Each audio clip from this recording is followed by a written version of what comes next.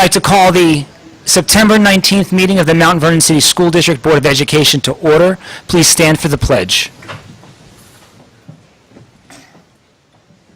I pledge allegiance to the flag of the United States of America and to the republic for which it stands, one nation, under God, indivisible, with liberty and justice for all. Mr. Williams. Here. Mr. Russo. Here. Ms. Torres. Here. Mr. Zamore. Present. Mr. McOwen. Present. Please note that Mr. McOwen is participating via video conference from a hotel in Miami. Trustee Ning. Trustee Jaros. Here. Ms. White. Trustee Saunders. Here. Quorum is present.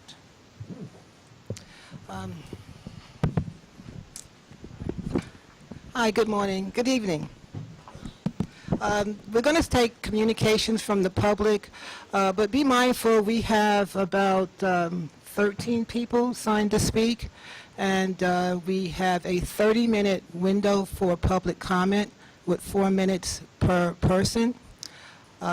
So what we're going to do is we're going to take the comment, and if there's any questions that need to be answered, we'll answer those at the end. Okay. First speaker. Good evening. The Mount Vernon Board of Education recognizes the critical importance of community discourse and involvement in the education of Mount Vernon's children, and accordingly, members of the public are invited to speak at each regularly scheduled board meeting, subject to the terms of the Board of Education policy. Speakers must register in advance by no later than 4 p.m. by the date of the meeting by contacting the district clerk in person at 165 North Columbus Avenue, by phone at 914-665-5235, or via email at rmccormick@mtvernoncsd.org. The board welcomes all respectful comment, whether praise or criticism. However, identifying and criticizing a specific student, parent, teacher, administrator, or other Mount Vernon education official or employee is strictly prohibited. Any such complaint must be presented and addressed through the proper administrative channels. Each speaker is allotted 3 minutes to speak, with up to 1 additional minute to be used for the speaker to summarize and conclude their remarks. If appropriate, board trustees and or the superintendent may respond to the speaker's remarks. Our first speaker this evening is the Reverend Troy DeCohen.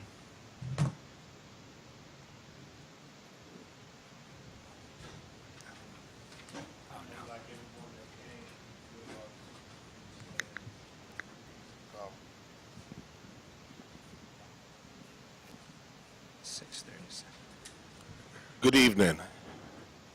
My name is Troy DeCohen. I live 419 Union Avenue. I'm a homeowner, taxpayer, pastor of this community, president of United Black Clergy. And I'm here, and it's a shame that we're here, and I'm here to speak about some troubling news. We were made aware that $175,000 was spent to build one office, or actually to construct an office in an existing high school. And something is wrong with that. Also was made aware that $2.4 million has been spent without authorization of the board. And the sad commentary, it all points to Mr. Leslie Zamore. And there's some issues here with that. We have problems. We are taxpayers. We weren't even sure if we wanted to pass the bond, but we did that out of our respect, out of our trust for the leadership of Mr. Hamilton. We respect Mr. Hamilton, Dr. Hamilton. We respect you, Ms. Saunders. But we're upset about this. We're upset also that we heard Pennington, the property behind Pennington School, was listed to be sold for $1.3 million. We understood that the first proposal for that was $600,000, and then it went to $1.3 million, even though the board did stop that. But then I heard there was appraisal done and the property is only worth $350,000. Something's wrong with this. Our community can't afford to be robbed. And if there's people on this board that is obstructing, trying to profit, trying to circumvent, then we are asking for the resignation now of the individual. And the individual goes, huh? Well, it's the oversight, right, and it's mentioned too. And what is the level of oversight and also protocol? I think the board has failed in some of that area. When we have one person on the board that was making, when he was president, making all these decisions. And something is wrong in that. And our community won't tolerate that. If we got to come and march and organize, and some of your seats are up this coming year, and I'm not threatening, but we will organize and ensure that people will not get back in office. Yes, we went to sleep, the clergy. We're not asleep no more. The giant is woken. And we don't like bullies either. If someone is bullying the board, tell us, and we'll support you. There's no bullies on the board. And on a personal note, and I need to share this with Mr. Zamora, on a personal note, at the elections for city council, I understood that you were in the face of our city council person's wife. You took signs out of the children's hands. There's no threat. You can't threaten. No, I'm telling you, it was told me. Listen, no, listen, I'm letting, I know, listen, it's not lies. Trustee Zamora. I'm just letting you know. Finish speaking. You got to be careful with us. No, I'm not careful. No, you be careful, because I'm not the one. I'm not afraid. I'm the one that will stand in your chest. I'm the one. Is this time up? Listen, I'm the one that will stand up. Listen, and I'm the one. But here's the thing. Can I get order, There please? is no bullies. Then furthermore, we understood too, Mr. Zamora, that you were the one that also put the information out about Ms. Saunders not being in the country to kill their election. Mr. DeComan, please. 4 minutes, that's it. That's enough time. No, I'm not Frankie Forbes. People say that. No, people say that. Can we get order, please? Yeah, I wish. Can we get I don't order, hide, please? listen, I don't hide behind Reverend alias. DeCohen. That's why I'm in your Reverend face to DeCohen. tell you. I don't hide behind alias, and that's why I'm in DeCohen. your face. Please. That's why I'm in your face. Can we get Listen, security, I'm the please? one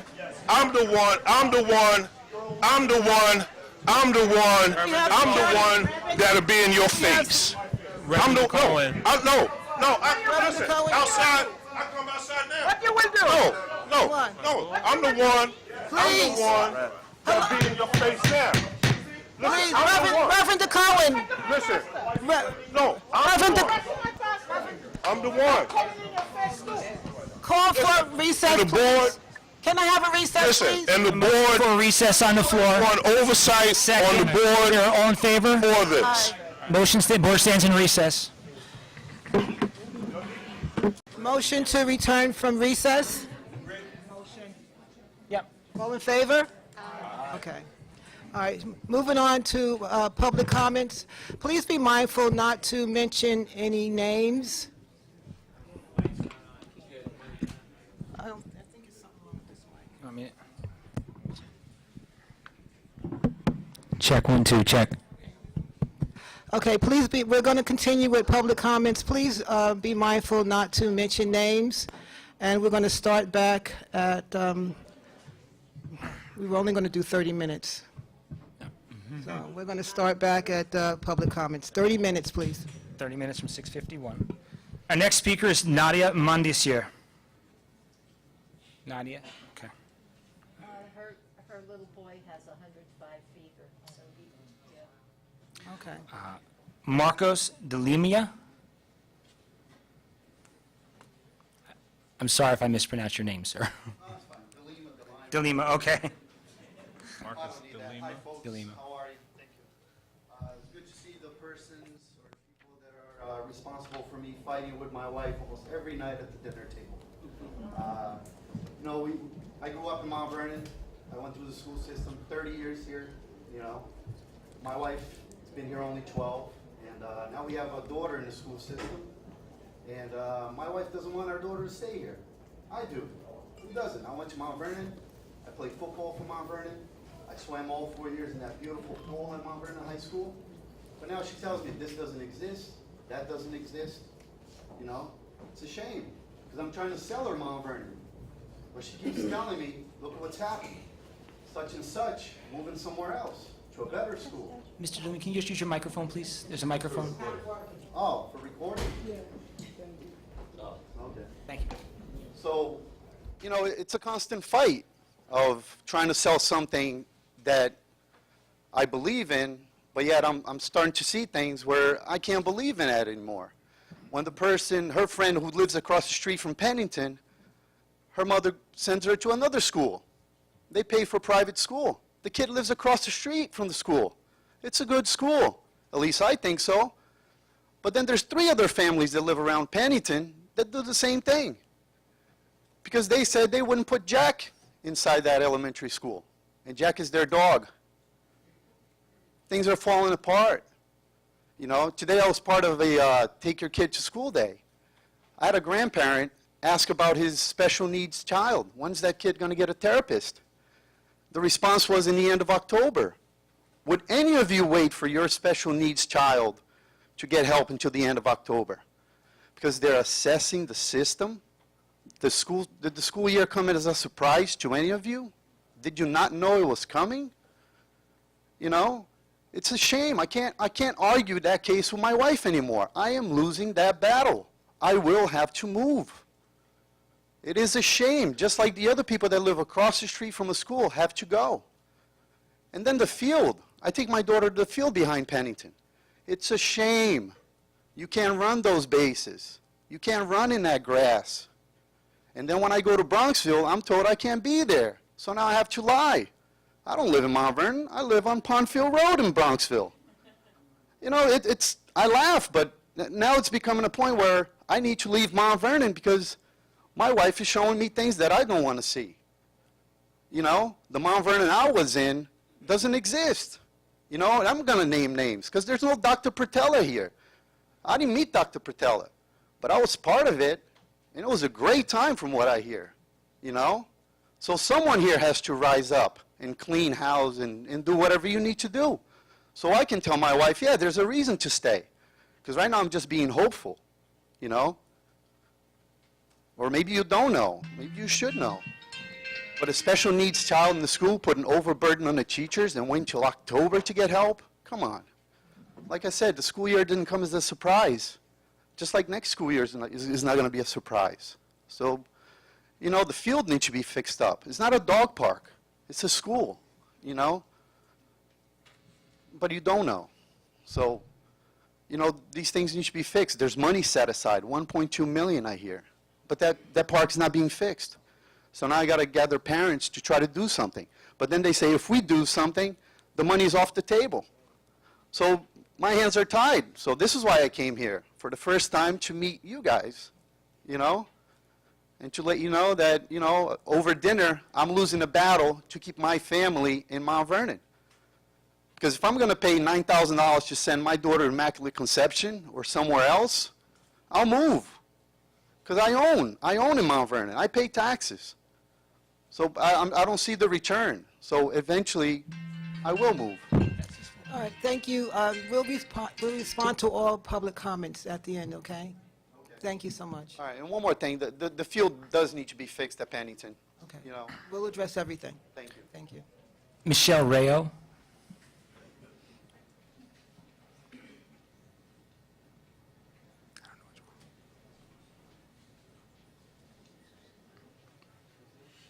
Hi, my name is Michelle Rayo, and I just wanted to say thank you for Marcus for attending tonight. I wanted to talk, Pennington had their Dads Take Your Child to School Day today, which is a national and New York State event that happens throughout the country. We were sorry to see that it wasn't on the district calendar this year, and as a school with our principal, Miss Eileen Bickler, we chose to have the event anyway, and we had a great turnout.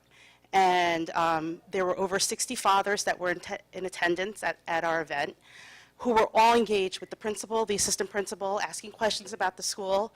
Our speaker that was just here was one of the fathers that was at the event. And through this event, we invited the dads to come to the school board. Your concerns that you have, introduce yourself, to come meet everybody, meet the trustees, meet the superintendent, and talk about your concerns. And from this one meeting, we already have one speaker that this is his first time here and came here and is engaged, because we all know how important parental involvement is and family engagement is with your children. And I really, really strongly recommend and urge the district to bring back this event to the schools. It's just as important as Parent Involvement Day. It was a great kickoff for our year to get the fathers, male caregivers, I mean any male parental person in the life of their child involved. And I mean, we just got great feedback from it. So I just wanted to share something that was very positive for us and very nice. Since I have a little bit more time, on a different note, I did wanted to question also about the district architect. People might have seen a lot of stuff going on online about the firing of the district architect. I've had the, I've been able to make the time to sit on the. Ms. Rayo, Yes. please, Personnel matter. it's a personnel matter? No, It is a personnel matter. I don't think you should. it's a person, I can't just ask a question about it. I'm not, all I'm asking is just about if the position is going to be refilled. I don't care about why you're firing it. I'm not asking anything personal about that. What my concern is that the district needs oversight for the bond and for where the construction money is going on. I've been sitting on the construction bond meetings for the past months, and you're actually, I feel, I'm an engineer, mechanical engineer, so I am in the construction field and I understand the construction process. And I think that you're very lucky that you have a trustee member on the board, Leslie Zamore, who has a construction background and is able to ask the questions at these meetings to the architects and the engineers that are present that people that are not in the industry might overlook or not think to ask. And now that you're looking to get rid of the district architect, my question is just, are you hiring someone soon? Because you have a lot of money out there, a lot of projects that are out there. And I think as the district, which would be considered ownership, you need somebody outside of who you're hiring to look out for your best interest. And in the private sector, I do a lot of multifamily housing with nonprofit agencies. They all have someone hired that represents their interest only outside of the architects and engineers. So my concern is that you have someone that's going to come in and fill this place, this void that you're getting rid of. And that's all.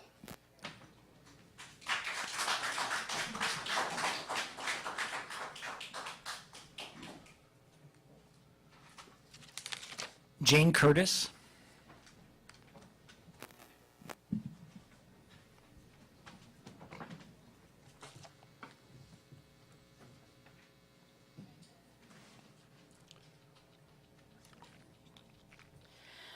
Jane Curtis, 98 Pearsall Drive. In the matter of the $108 million bond, it appears that Mount Vernon voters are the victims of a bait and switch. Prior to the vote, assurances were given, trusted leadership was in place, promises were made. Chief among them, the oversight of this massive project by an independent, professional, outside consultant. Beginning July 1, we have seen the systematic dismantling of this contract with the voters. First, the trusted leadership was removed in a midnight meeting. Now the outside consultant is being removed so that the remnants of the old system can get back to the business as usual that has repeatedly resulted in tragic outcomes. This is the school district's last chance with the voters. If the bond money is squandered through mismanagement or worse, the voters will never again approve one additional dollar for the schools. Please, think carefully before you finalize this step. Your actions have long-term consequences.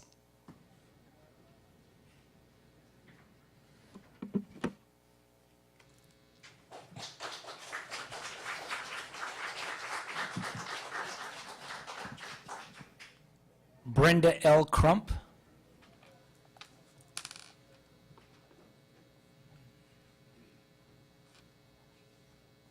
Just in case I fall, I just almost slipped. Just want y'all to know.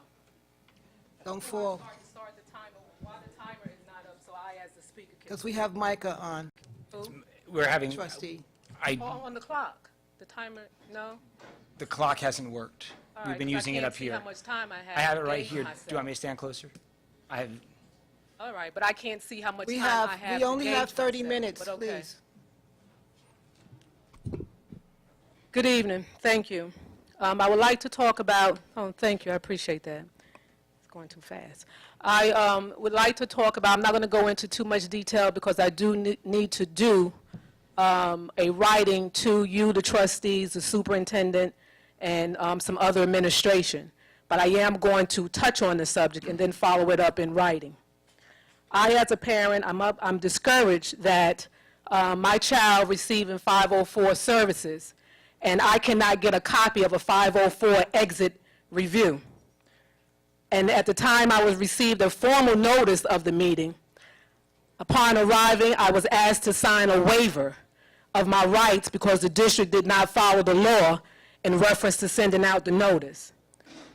You board members who have served with me know the ramification of that and how many issues we've had with that, with suits brought to us for that very reason of PWN's prior written notices not being issued or issued by law in a timely fashion. Then also, so I received the notice, they asked me to waive, and now I can't get a 504 exit review for my child to move forward for his higher level of education. In reference to then, to top it off on that, I go to acquire the graduation diploma. I can't get the diploma. So somebody tell me what is going on, that here it is it's September, excuse me, and I can't get my child's graduation diploma. I'm receiving a letter that says my child graduated when the program, the school higher level, is asking for a diploma. But that's something, I guess. So yeah, now I'm upset that I can't even get a 504 exit review and it makes me concerned as a parent, how many other parents are not getting their PWNs, or not getting them on time? Is the district developing a practice of asking people to do waivers at the meeting? And why aren't we, as 504 parents, allowed to get a 504 exit review after a final meeting? I would also like to talk about the architect. And I can talk about the architect because that is a resolution. I'm talking about the resolution. I'm not calling any names. So with that said, I don't know why. I've sat on the other side. So I don't have privy to why the architect is being let go. My concern is that we don't have a replacement. And if we do, I guess the superintendent will share that. Because I sat up there when we replaced the curriculum and instruction head, and we went without a head of curriculum and instruction for a while, assigned, filling that position. So that is my concern, as all the money that we have wasted before, or that has been stolen or missing, projects not done appropriately. So that's my concern. Like I said, I don't know why, but I'm concerned about the fact of not having a replacement immediately to fill what we're creating, a deficit. So with that said, that's my time. I got one more minute. you have 46 seconds. Okay. So as a parent, I am concerned about that. I'm concerned about communication to the community. I've spoken about this before. In the age of social 21st century technology and everything, our convocation should be live streamed. We can reach more people. Our board meetings should go back to live streaming. We were live streaming before. I asked the question before why we stopped live streaming. I didn't get an answer then. I am asking again tonight, and I hope that I'm able to get an answer this time. The board was live streaming. We are to use every means of method, mode of communication to reach the population, to reach the community, the constituents. And who decides when Blackboard Alert calls go out? We get them for food pantry, we get them for musicals and plays, but when we're having public hearings, we don't always get Blackboard alerts. So who decides and what determines when Blackboard alerts go out? Thank you. Hope y'all got all of that.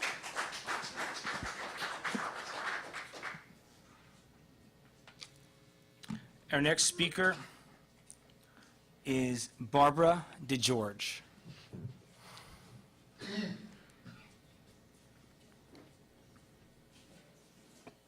Good evening, Board. I came tonight to speak to you about the children of Edward Williams School and the poor. Oh, sorry. I'm going to start again. I'm here tonight to speak for the children of Edward Williams School in the poor section of town, only 10 minutes from here. I'm retired from the Mount Vernon City Schools District after 31 years, and I've traveled through as an itinerant art teacher. I've been to every school in this district, and I am appalled at the conditions of Edward Williams School. I don't know if it's slated to get any of the bond money, but I came tonight to let you know what I have seen. I work for the Jacob Burns Film Center in Pleasantville since I have retired from Mount Vernon. And I do an after-school program called Every Voice Counts for the children of Edward Williams, where they learn that as active citizens, they're free to come and speak before their leaders, and they're free to change something that they don't like. So we asked the children, well, what would you like to change in your school? And unanimously, they said the cafeteria. Now, I'm going to, I will say this, I have talked to Mike Policio just a few minutes ago, and he told me, when I told him my list, that he would take care of everything, and I do believe him. But I'm going to tell you what I had written, because I want to make sure that this is done. This is 2 years that we're trying to get something done, and perhaps we didn't speak with the right people. So, let's see, I've been teaching at Edward Williams for 5 years. Now, here's what the children have, the conditions of their cafeteria. There is brown water. There are bugs and mice. There is garbage. Their breakfasts are frozen. The bathroom outside the cafeteria is filthy. There's an inadequate playground. There is food and hair and there's hair and Band-Aids in the food. There's no choices of food. The monitors are nasty, and they don't allow them to, like if there are choices, like peas or corn, they just say, here, you're getting corn today. The sound in that cafeteria is horrible. Now, the ceiling is very low, but I think something can be done with maybe soundboards. I see them in restaurants. It looks like a blank picture, but it absorbs sound. The administration is unresponsive. Now, I know you have changed the principal there, and the assistant principal as well. But still, all of last year went by and nothing was done. The walls are olive green and they're splattered with filth. The windows at the very top are old and scratched and they block out the light. The stairway going down to the cafeteria is dark and smelly. Okay. So the eating conditions for these children at Edward Williams is horrendous. Something has to be done. You have bond money, and it needs to be spent on them now. I believe that this should be a #1 priority, because as I look at this Bridges to Success, and it says, do you know how to successfully navigate your child through their elementary curriculum?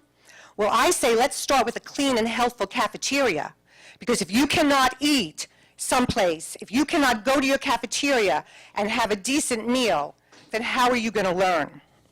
Okay, so here's what they want, and they're not asking for anything that's going to cost thousands and thousands of dollars. They want clean water. They want you to kill the bugs and the mice. They want decent food with choices. They want sound panels to deaden the noise. They want new paint in pastel colors with clouds. They want the garbage taken away from the eating area. Mr. George, I know my time is up. we have a limited number of people that need to speak. I just want to say this. The children in the south side of town, the children at the Edward Williams School, are not voiceless. If we are teaching them that every voice counts, then let's make this count, Board. I would love to see all of their ideas of how they can better their cafeteria done this year. Okay, Thank you. Thank you so much. And I will call Mike Policio tomorrow. He graciously said that he would take every single one of these and take care of it. So I appreciate it. And Mike, I wanted to tell you, I had to say it to the board because I don't want another year to go by. I want those kids I don't start with them till November. Okay, thank Okay. you. We got you. All right, you got it.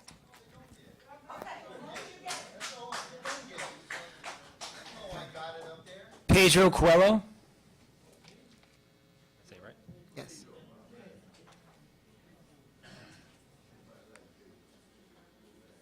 Good evening, everybody. Marcos, I know you since you came from Brazil. Did a good job. Listen, my concern is right across the street from us, on the south side here, or South Columbus. Man was killed here a couple of months ago, and they're still selling drugs across the street from the brand new school that you guys renovated. It's only me seeing it, or you guys don't see it. Come on, partnership with the police. Have the police coming by. Come on, not a concern. Another sex offender moved down to town. He's right across the street from my house. I'm nervous. I'm a block away from Lincoln School, and I have a sex offender moving town, and nobody knows about this? Nobody does anything about this? I understand the landlord should do something, but the board should raise the voice. Kids walk by his house every morning. I have to turn my cameras now towards his house, because my daughter, she graduated from school here, now she works in New York, and she walked by that guy. I faced him another day. I'm afraid of him. So what are we doing in Mount Vernon? We allowed all the bad things come here. I've been here for 30 years. I'm raising 3 kids in Mount Vernon. My daughter now is a teacher in Mount Vernon. My younger daughter works in New York. My young son, it's Mount Vernon High. And we allowed all of this happening here. As far as the bond goes, the money you guys are using, it's up to you guys. I'm very nervous. I'm afraid of Mount Vernon right now. Because we elect people to protect us. When they sit there, they turn their back on us. Come on, guys. Help our city improve. I see progress. I've been seeing it. And I'm very happy. But we got to unite ourselves. A lot of division going on. A lot of fingers being pointed towards everybody. Come on. Enough. We got a city council members here. We have an elect board here. And we have people who pay taxes right here, right now. We got a city. This is a city. That's what we're talking about.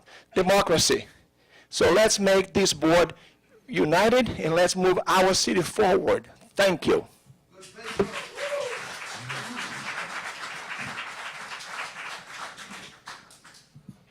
Our next speaker is Yubisha Javasevic.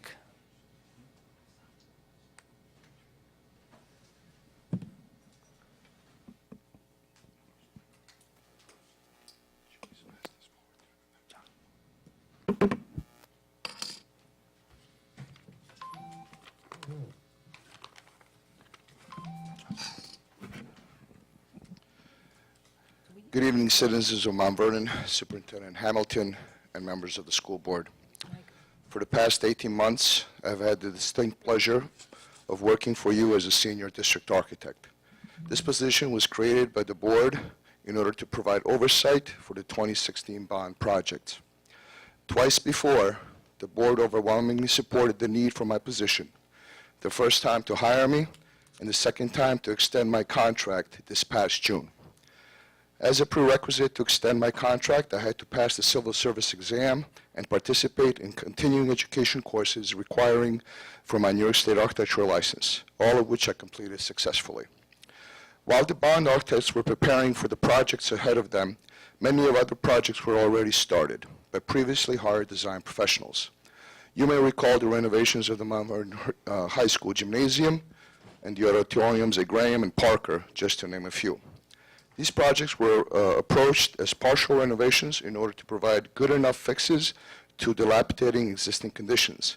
While reviewing these plans, I realized that it would be a big mistake not to make these places of assembly the new focal points of these schools.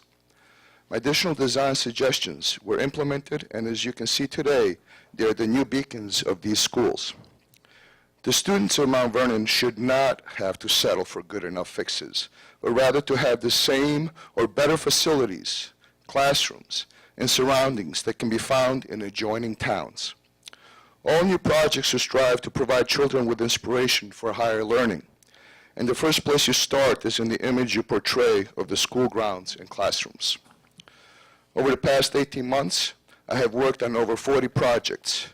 Please see the enclosed list that has been handed out, which include many classroom renovations at the Mount Vernon High School, site improvements to Traphagen, Columbus, Mount Vernon High School, as well as the A.B. Davis Cafeteria and Kitchen, the Mount Vernon High School kitchen offices, the Ed Center facilities, offices, etc.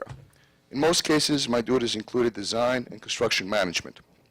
These projects and many others were reviewed on a weekly or bi-weekly basis and approved by the facility committee. The regular members of this committee were Board Member Leslie Zamor, Director of Facilities Mr. Michael Policio, and Superintendent of Business Mr. Ken Silver. My job was to work on projects that were directed to me by the facility committee, to design them, obtain estimates from various contractors, and present to the facilities committee for review and approval. Funding for these projects were determined and approved by Mr. Silver. One of the challenges I faced from the beginning was obtaining faith and trust from my supervisor, Mr. Ken Silver. This was particularly the case when I was working with architectural and engineering consultants. Mr. Javasevic, please refrain from using district employees' names. Okay. This was particularly the case when I was working with architectural and engineering consultants that were finishing their projects and were not going to be a part of or were going in to have a minor role in the bond projects. Nevertheless, these projects were large in scale and approved before my arrival. Whenever I pointed out problems with plans or lacks of details that eventually brought about change orders, instead of asking these professionals to take responsibilities for their work, I was blamed for cost overruns. All professionals, as well as contractors, were requested by the school superintendent to follow protocol, which was to meet with me in my office to discuss their designs and to meet with the superintendent of business when it came to finances. Instead, in most instances, with the exception of the new bond architect, meetings with me were avoided, and the majority of the meetings were conducted with the superintendent's of business office. He was getting involved in design decisions and or modifications, although he was asked at the facility meetings to leave them up to me. Mr. Recently, with the past couple of months, I have completed my designs. Please let me Lavisha, finish. No, just one second. You have the right to waive your privacy, but you have not afforded the other employees to waive their privacy by speaking to them, about them. So please do not mention other employees' names or titles. Okay? Recently, with the past couple of months, after I completed my design or written scope of work based on Lavisha. job site visits, Excuse several me. contractors informed me that they were, Labisha, your time is up. I'm sorry? Your time is up. Well, Your time is up. I have 1 minute to finish. You have. I'm gonna Several ask- contractors informed me that they were I will ask directed the by the board- I will superintendent's ask the office board- that the proposal, Labisha, I will ask the board if they want you to continue. I'm sorry? I will ask the board if they want you to continue. Want to extend this time? Okay. Madam, Okay. I've asked the board said okay. I will just start my last paragraph again. Recently, within the past couple of months, after completing my designs of written scope of work based on job site visits, with several contractors informed me that they were directed by the superintendent of business to give their proposals directly to him and not to CC me. This sounded unusual. It did not follow protocol, and now I am understanding and questioning the reason for this. We need to have a system of checks and balances for all positions, including mine, as we are dealing with entrusted funds from all Mount Vernon citizens. The projects we have undertaken to date and the ones underway for the bond are large in scale with millions of dollars in construction costs and associated fees. Ensuring that these funds are spent according to the various contracts was also a responsibility required by my position, as I signed off on invoices submitted by various architects and contractors. It is very disheartening when you realize that after working with a great sense of pride, care, and passion for 18 months, having your contract renewed by the board, receiving a raise from the superintendent for a job well done, you're asked to leave 2 weeks before contract renewal. How and why is this possible, and who is responsible? Changes and restructuring of the board, in my opinion, should not affect the requirements of oversight. Whether it is I or another candidate, the board's decision should be impartial and should be made on what is the best interest of the citizens of Mount Vernon. Thank you all for your time tonight, and sincerely hope that you will recognize and appreciate my role to date, and that I will have your continued support as you have shown in the past. John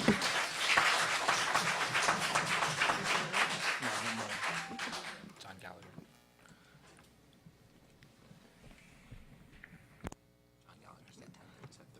Okay, one more speaker, and then that should conclude the public comments for the evening. John Gallagher.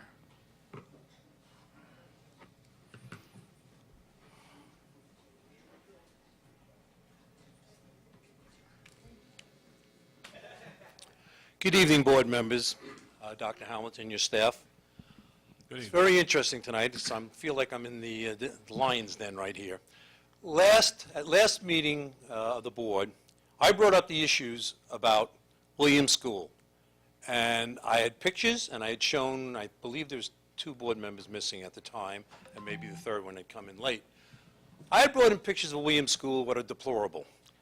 I also questioned why money was spent on an architectural office at the high school for $170,000. And I'm a taxpayer, and I belong to Concerned Property Owners of Mount Vernon. We're concerned about that.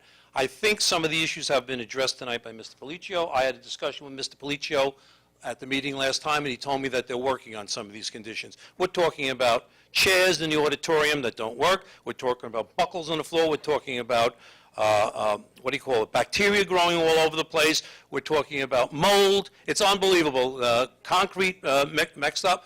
It is just unbelievable at school that we allow as a school district that to happen. I was accused of grandstanding. I'm not grandstanding. I believe in equity for all our kids in this system, okay? And we're as strong as our weakest link, as I said at the last meeting. And if our weakest link is Williams, and I know Parker needs some additions too, we better be looking at that. Forget about all this other fancy stuff. Let's get these kids into a safe environment that's clean and healthy, okay? That's what promotes our kids. I've got a lot of topics to talk tonight, so I got to move on, but I hope the Williams issue will be taken care of. As for the architectural office, I don't talk about why a person loses a job or gets a job. I talk about what's happening with money being spent. And I just like to know how we spent $170,000. And by the way, I had somebody go through the budget to look for that $2.4 million where there was a line specified for $170,000 for an architect's office. I want to see that. Show that to me as a board, because I don't know where it is. As for the swimming pool, another sore topic with me. About 2 years ago, when we talked about renovating the swimming pool and letting kids swim in our district, the price tag was about $1.4 million, if my memory serves me right. To date, I understand that this swimming pool is over $4 million. That is a huge override, overcost. I want to know what's happening with that, because that could have been buried with dirt and build a brand new building with a swimming pool at less than $4-point-something million. That's important to me. And by the way, there's no rubber ducks in that swimming pool yet. It's not being used, right? It's not being used, the swimming pool. So what do we spend all this money for, and what's going on? My third, I have quite a few, as I said, my third one is very near and dear to me. And that is the lawsuit that involves pilots with this city, specifically the IDA and the mayor, and I'm not mentioning names, I'm mentioning who belongs to the IDA.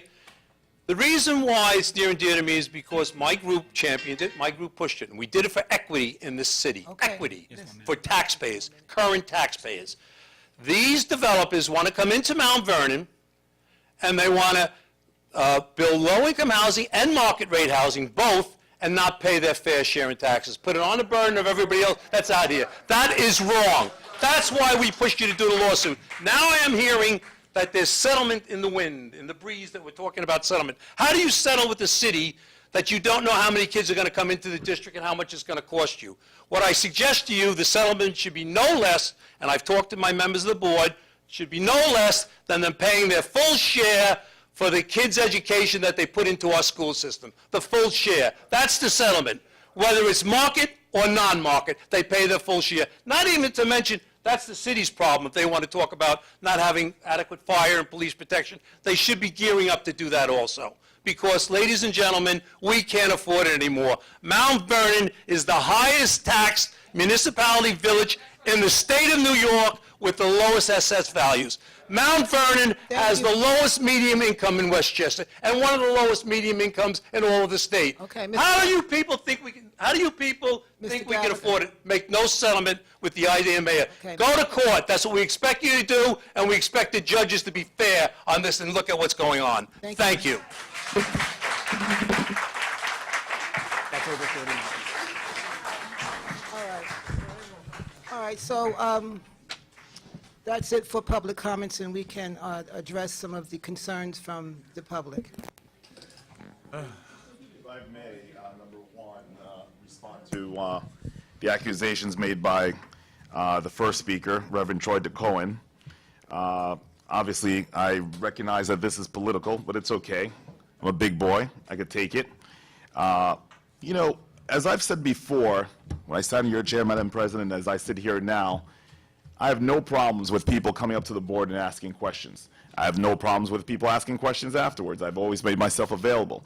But to come up to the board and to make baseless accusations, it's completely wrong. And not only that, unethical, especially from a position of leadership in the community.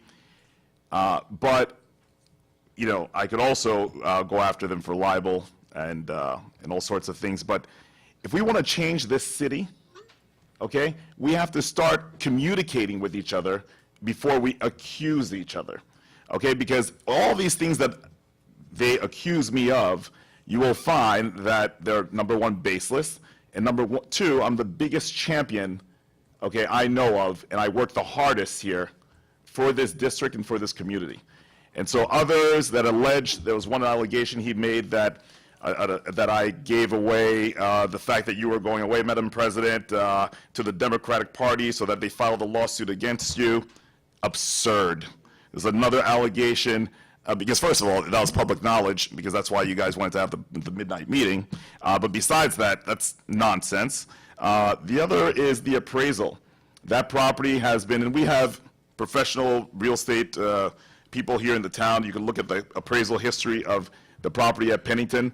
It's been on the market for years at the $1.3 million level, and the appraisal, I'm privy to it, is not at $300,000. But anyway, that's baseless again. The next thing, $2.4 million worth of expenditures that I approved. I don't approve any expenditures. Expenditures are approved by the administration, and those expenditures did not need, as we discussed before at 2 meetings prior, did not need board approval according to Mr. Silver and the rest of the administration, because they were repairs or renovations or whatever it may be. We had that discussion. The last thing, and I don't write checks, okay? And the last thing is I may make recommendations, which I do as part of the committee. And the last thing, in terms of $175,000 or $170,000, whatever it may be for the architect's office, the average price of renovating a classroom or any room about that size, especially with remediation and asbestos, we all know how expensive that is in the district.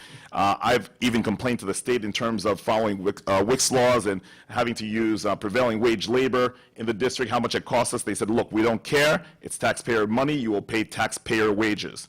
And that's the bottom line. So it is in line with expenditures to remediate and to build an office. That office is not just an office, but it's also a conference center. It also has cubicles for other architects to come work in, and it was going to be much cheaper than renting a trailer for the district architect for at $8,000 a month for 4 to 5 years until the bond projects were done. And this is something that we could always convert to for other uses and functions. So it's not a waste of money, and if you look into the details, it's perfectly clear, it is perfectly acceptable. Again, but I realize a lot of you guys are not, you're not interested in the details, you're more interested in the accusations. So I ask you, if you want to change around this town, if you want to turn this town around, because look, I have no dog in this fight, all right? I'm here at the service for the people of Mount Vernon, but I'm tired. I serve on the planning board tirelessly. You talk about a lawsuit, bringing the lawsuit against the city. It was I that pushed for that lawsuit, that did all the background research, that sat down with Ingram and Smith, the attorneys, that gave them all the research for it. So to come up here to hear people accuse me is shameful because they have their own agenda. But that's okay. But Mount Vernon, if you guys want to change, if you want to turn this town around, we have to stop. Address, ask the questions, you will get answers. I've had private forums, I've had forums, public forums, and I always ask people to ask me the questions. And if the answers that I give you are not reasonable, then you can dig deeper. But trust me, any question you ask me, I promise you, you will have a reasonable answer that you could say, you know what? That's reasonable. But don't come up here making accusations first. That's all I have to say. Thank you, Madam President, for the time. Oh, thank you. All right, are we going to address some of the other issues? Yeah, I would Have, try to. we have special needs, Yes. October. I think Trustee Zamora has responded to the first item. The second item from Mr. DeLima regarding Pennington School. There are plans already in place to address the fields at Pennington School. In fact, there are state plans that have already been approved that speak to that, and if you don't have that information at your disposal, we'll make certain that you get to that. In terms of special education services not being available until October, I will look into that. Mrs. Gaon is here this evening. I'll make sure that you have her contact information so that we can find out what that is about, germane to what those needs are. But there has been no need not to, there has been no plan to not put fields at Pennington to make it a neighborhood-friendly school as there are with all of our schools. In terms of Take Your Dad to School Day, the second item raised, all of our schools participated. All of our schools had tremendous input and participation, and we will certainly look to expand that next year by advertising it even more. But to date, we've had, and this is our second year participating in Dad Takes Your Child to Work Day, and it has been very well received in our community. Superintendent? Yes. Sorry, I just want to say a special thank you to the schools at the Mind, Body, Soul event on Saturday. Several of the school tables, quite a few of them were giving out flyers specifically promoting the back to the Dad Take Your Kid to School Day, and I'm sure that was part of the success for the schools that didn't have a table there. Yes. I will make one comment as it relates to the bond oversight. At the end, Mrs. Crump spoke about being asked to sign a waiver and prior written notice not being provided. I'm unfamiliar with why that happened, when that happened, or what the circumstances are, so I'm going to reserve my comments on that. But Mrs. Gaon is our 504 officer, and I will have a conversation with her or arrange for her to speak with you directly about what that was about. In terms of live streaming, it is our plan to resume live streaming. We've had some technical challenges with that. And in terms of Blackboard alerts, schools do their own, the district has their own. There is no mechanism in place in terms of what gets approved and what doesn't get approved. Any principal can make his or her own Blackboard alerts, and we try as best as we can to get information out to everybody and various methods in order to make sure that is happening. In terms of Edward Williams School, which has come up quite a bit, there's work planning to start today at Edward Williams School. It is not true that the building has not been painted. That is false. The building has been painted, but the entire building has not been painted. So when you come to the microphone, I do ask that you do a little research, because when you rile the public up with information that's not completely accurate, it puts us on a defense, and we're all here for the same purpose, and that's to make sure that we all do the best for all of our children. Edward Williams has been a school, as many of our schools have fallen into significant disrepair over 25 years of decay. We've been here 3 years trying to get the schools back in shape, and we can't fix 25 years of disrepair in 3 years. So I need the public to be patient with us as we work to rehab our schools. Edward Williams is slated for a new auditorium, new playground, resurfacing, and paint. So that is happening. In terms of complaints about the food, what was described was deplorable. This is the first time I've heard that complaint. and I would find it hard to believe that if there were Band-Aids and hair and food, that would have not reached my attention. That's not to say it is not true, but I am saying that if those are issues that exist, there is certainly a mechanism in place for those concerns to be brought to the attention of the principal. I meet with students on a monthly basis from all of our schools, and they are free to bring up whatever topic they choose to bring up for discussion. They bring the agenda in most instances. The half of the meeting is my agenda, the other half is their agenda. And I assure you, they have not brought this issue up about the food, not that level of it anyway. But they do have some concerns about the cafeteria service, which the board is aware of and we've talked about on several occasions. The next item that was presented was about partnering with the police and sex offenders. We get no notification at the school level of when sex offenders move in.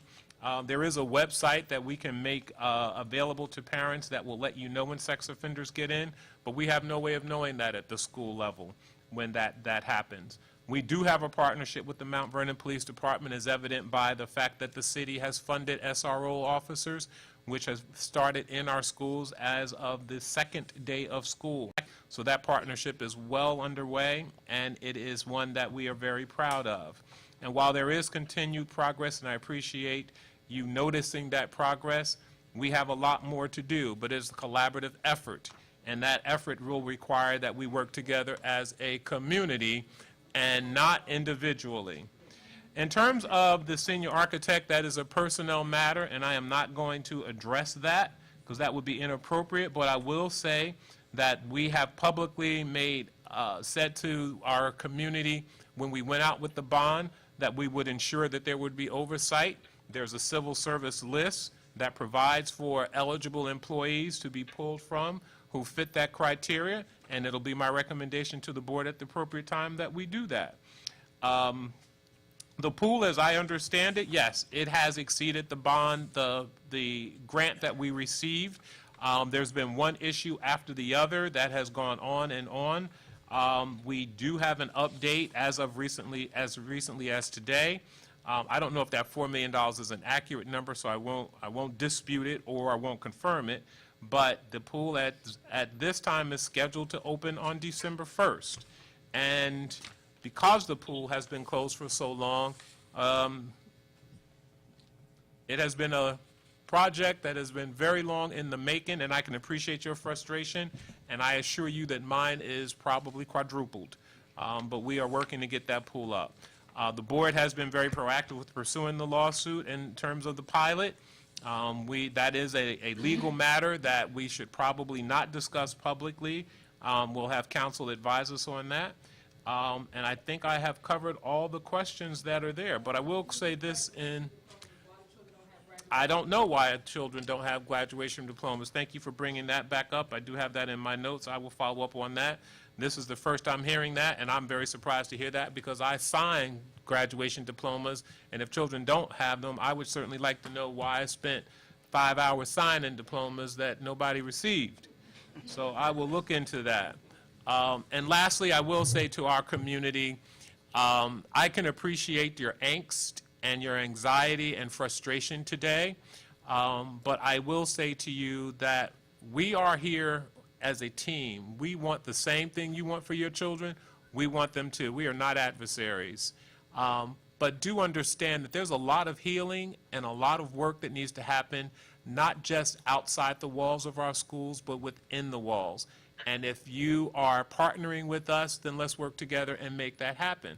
We don't need to be adversarial. We don't need to set examples for our children about our adults being unable to resolve their conflicts in a civilized manner because they watch us as adults to set examples for them. And it is my responsibility as a superintendent to make sure that we are setting that example for them. And while we may have our differences, we have to also agree about how to resolve those differences in a way that is respectful and set examples for our children. We certainly can't penalize our children for fighting in hallways and cursing and fighting if we display that at our meetings. All right.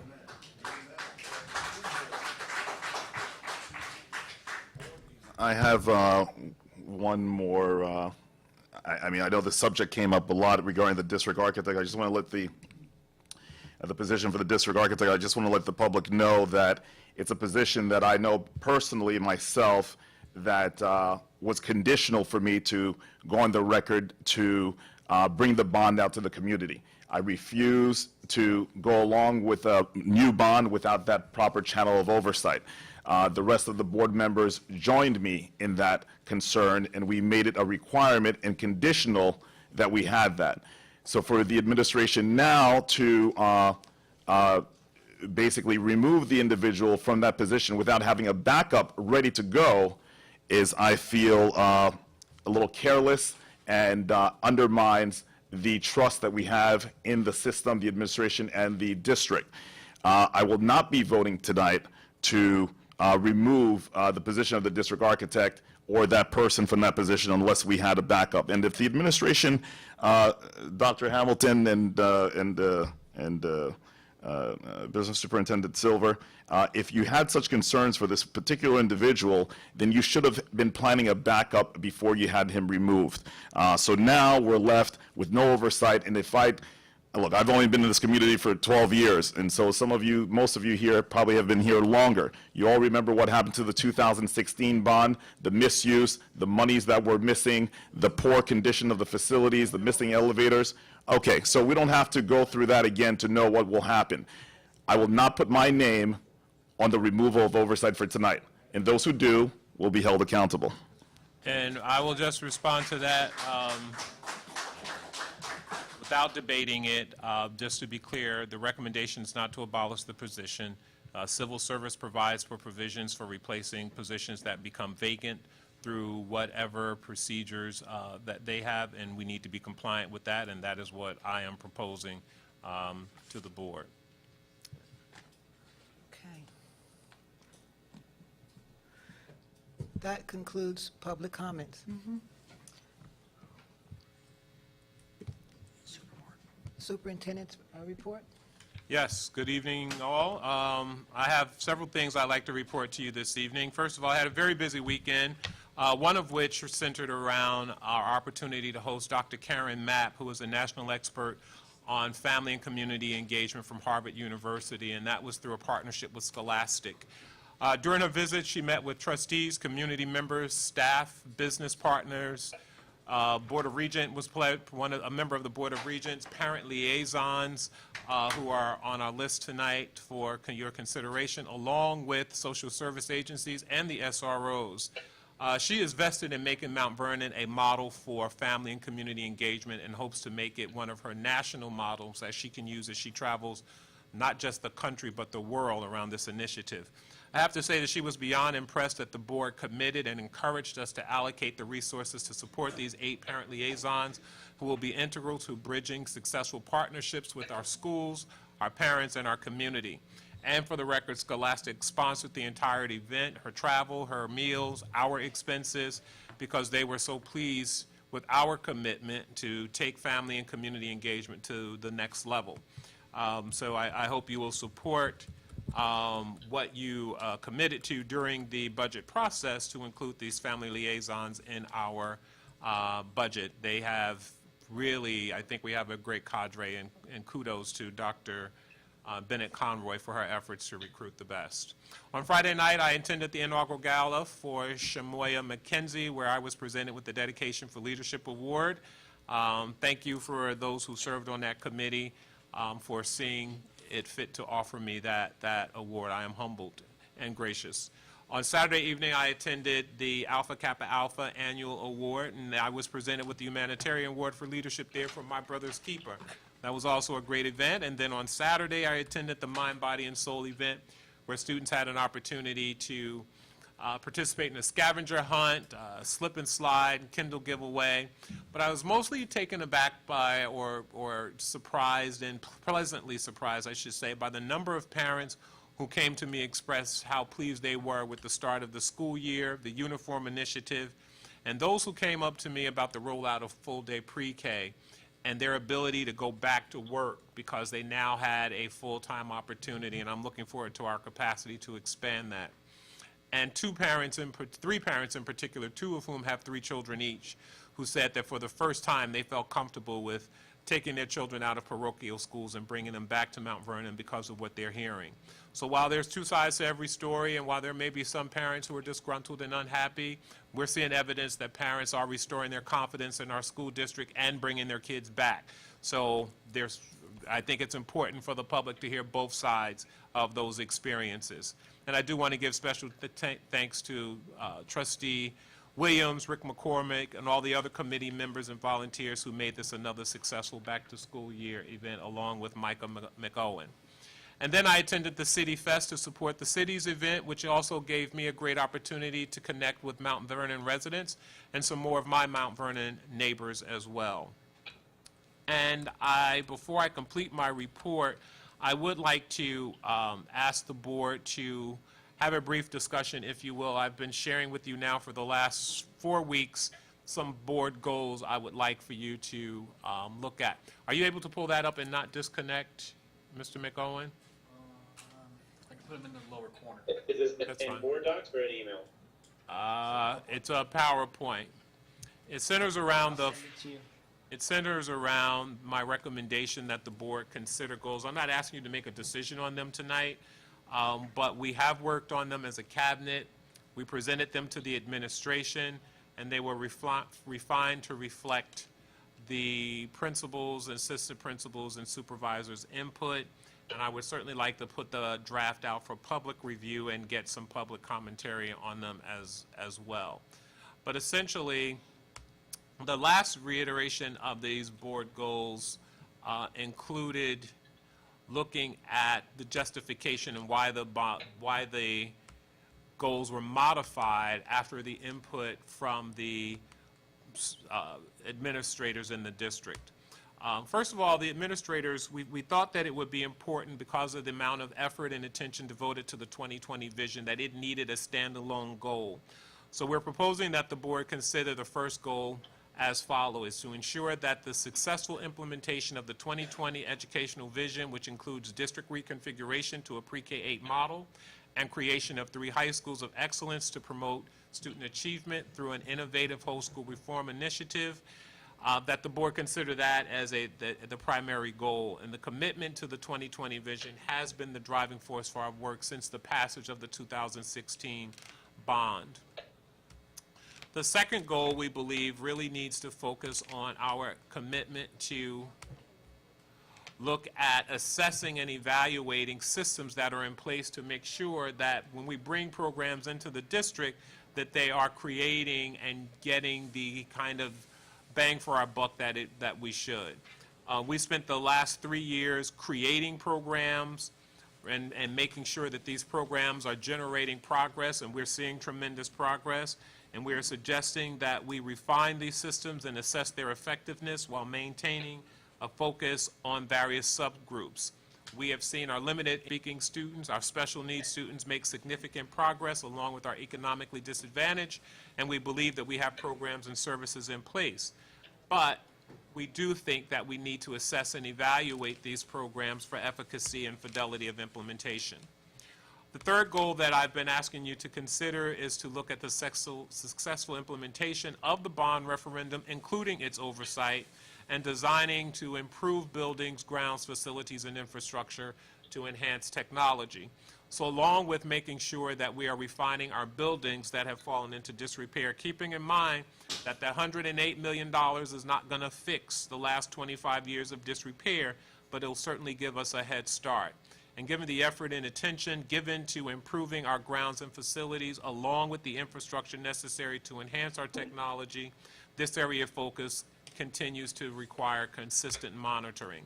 And lastly, and certainly not the least of all, is to improve communication and engagement among all stakeholders, and this is really centered around our initiative and our investment in family and community engagement. All research devoted to transforming schools speaks to the need to engage all stakeholders, and from our perspective, our stakeholders include our students, our parents, employees, businesses, taxpayers, trustees, elected officials, etc. Our efforts to expand resources through family and community engagement must be embedded in our work to improve outreach and improvement, and transformation does not occur without engaging the community.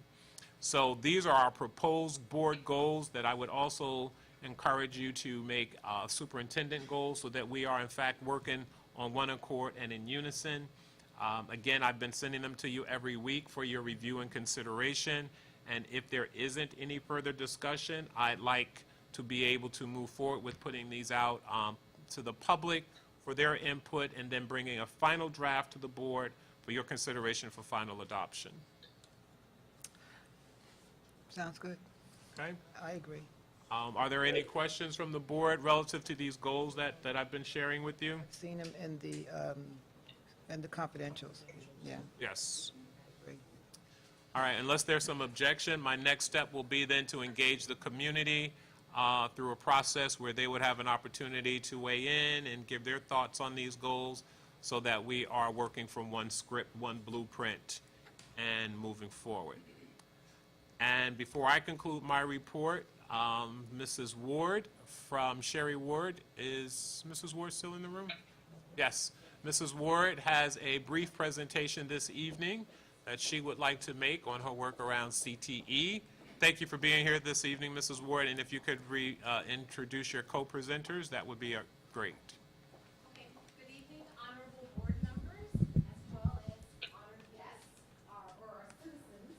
My name is Sherry Ward, and I am the administrator for CTE. However, I also have been working with NY Gear Up as the district coordinator. Tonight we have with us representatives from Farmingdale State College, and they're going to tell you a lot about what the NY Gear Up program is all about, and some t-shirts that you're going to start seeing around the district. Good evening, everyone. Thank you for welcoming us to this meeting. I'll try to be very brief. My name is Janice Rivera. I work at Farmingdale State College. I'm the executive director of a department that oversees multiple programs that serve students at the college level and at the secondary school level. Interestingly enough, for those of you that are not familiar with Farmingdale State College, we're in the middle of Long Island. So it's an interesting partnership with Mount Vernon, but we're very excited to continue the work that we're doing. To tell you a little bit about what GEAR Up is, it's an acronym and it stands for Gaining Early Awareness and Readiness for Post-Secondary Education. Basically, it is money that was provided by the federal government to various states, including New York, and our primary goal is to help students prepare academically and succeed within the high school level, earn entrance into the college level, and succeed within higher education. So this grant, which is the money provided by the federal and the state government, is for 7 years. The money has been awarded to Farmingdale State College. We partner with the Mount Vernon City School District, and we were able to work with students starting in the 7th grade. We provide a multitude of services, whom my colleague will be able to tell you a little bit more about in just a minute. But basically, the thing about GEAR Up is it's an outstanding program. We support the students and we walk through the entire high school education with them. We work first with the students in the 7th grade and pick up that same population and follow them through high school graduation. Unfortunately, we're not able to work with students in other grade levels. The students that we are working with right now have just entered the 10th grade at the 3 high schools within the Mount Vernon City School District.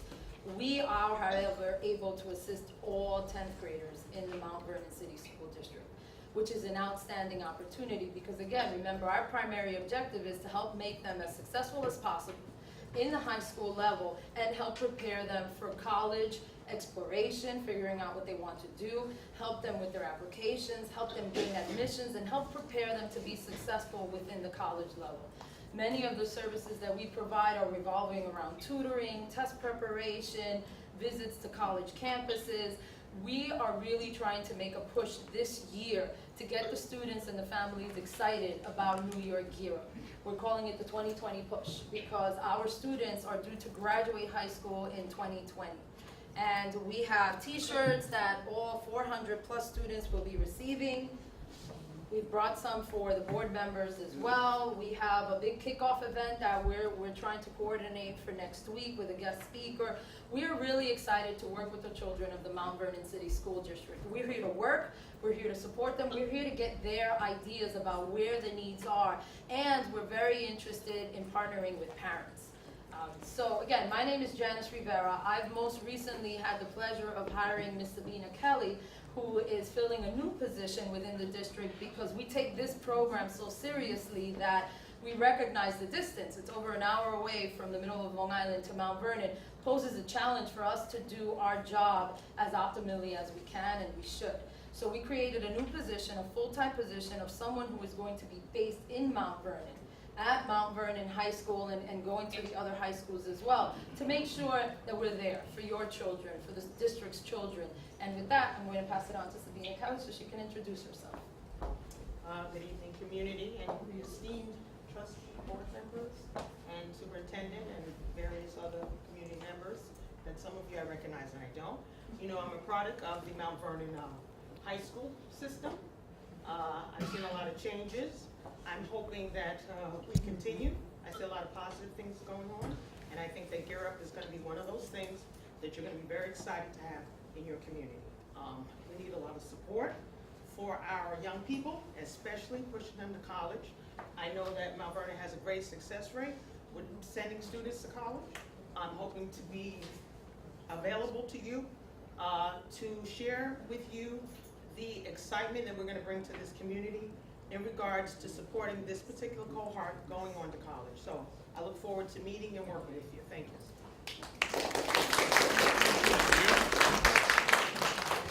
Thank you very much. And the last thing that I have on my report, which I already spoke about, is the anticipated opening of the swimming pool, which we are scheduling for December 1st, and we will plan a ribbon cutting once that is solidified and confirmed. And that concludes the superintendent's report for this evening. Thank you, Dr. Hamilton.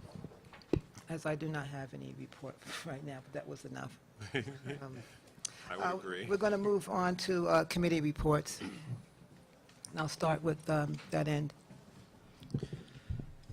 Audit Committee and Budget Committee have been merged, and we have a scheduled meeting next week.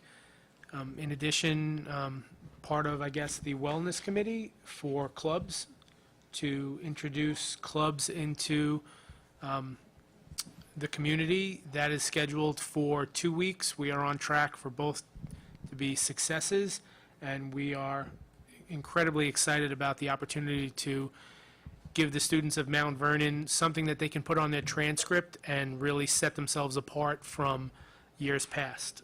Okay, the next Wellness Committee meeting is going to be October 3rd, so you're going to have, when are you going to have your Budget Finance meeting? That Budget Finance meeting is September 27th. 26th or 27th? 27th. What time? That's at 6 p.m. 6:30? 6 p.m., and it's going to be here in the district? Correct. And it's going to be on the website? Yep. Okay. And just to state, there are a number of community members who are involved. Okay. Thank you. Dr. Neen, do you have anything? I think the Education Committee will be meeting on the 28th at 8 a.m., September 28th. And Wanda could talk about...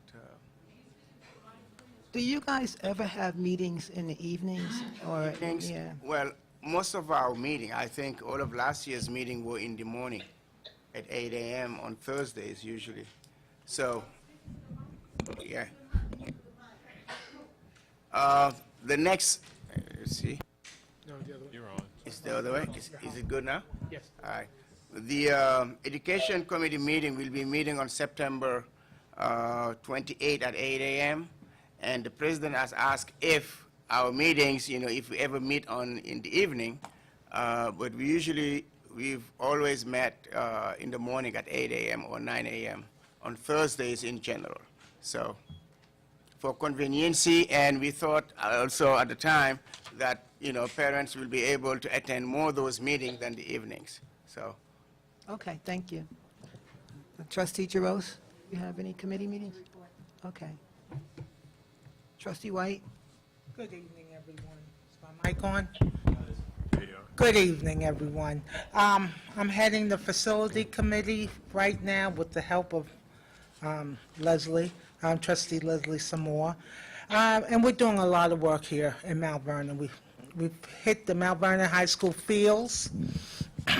We had our Mind, Body, and Soul out there on this past Saturday.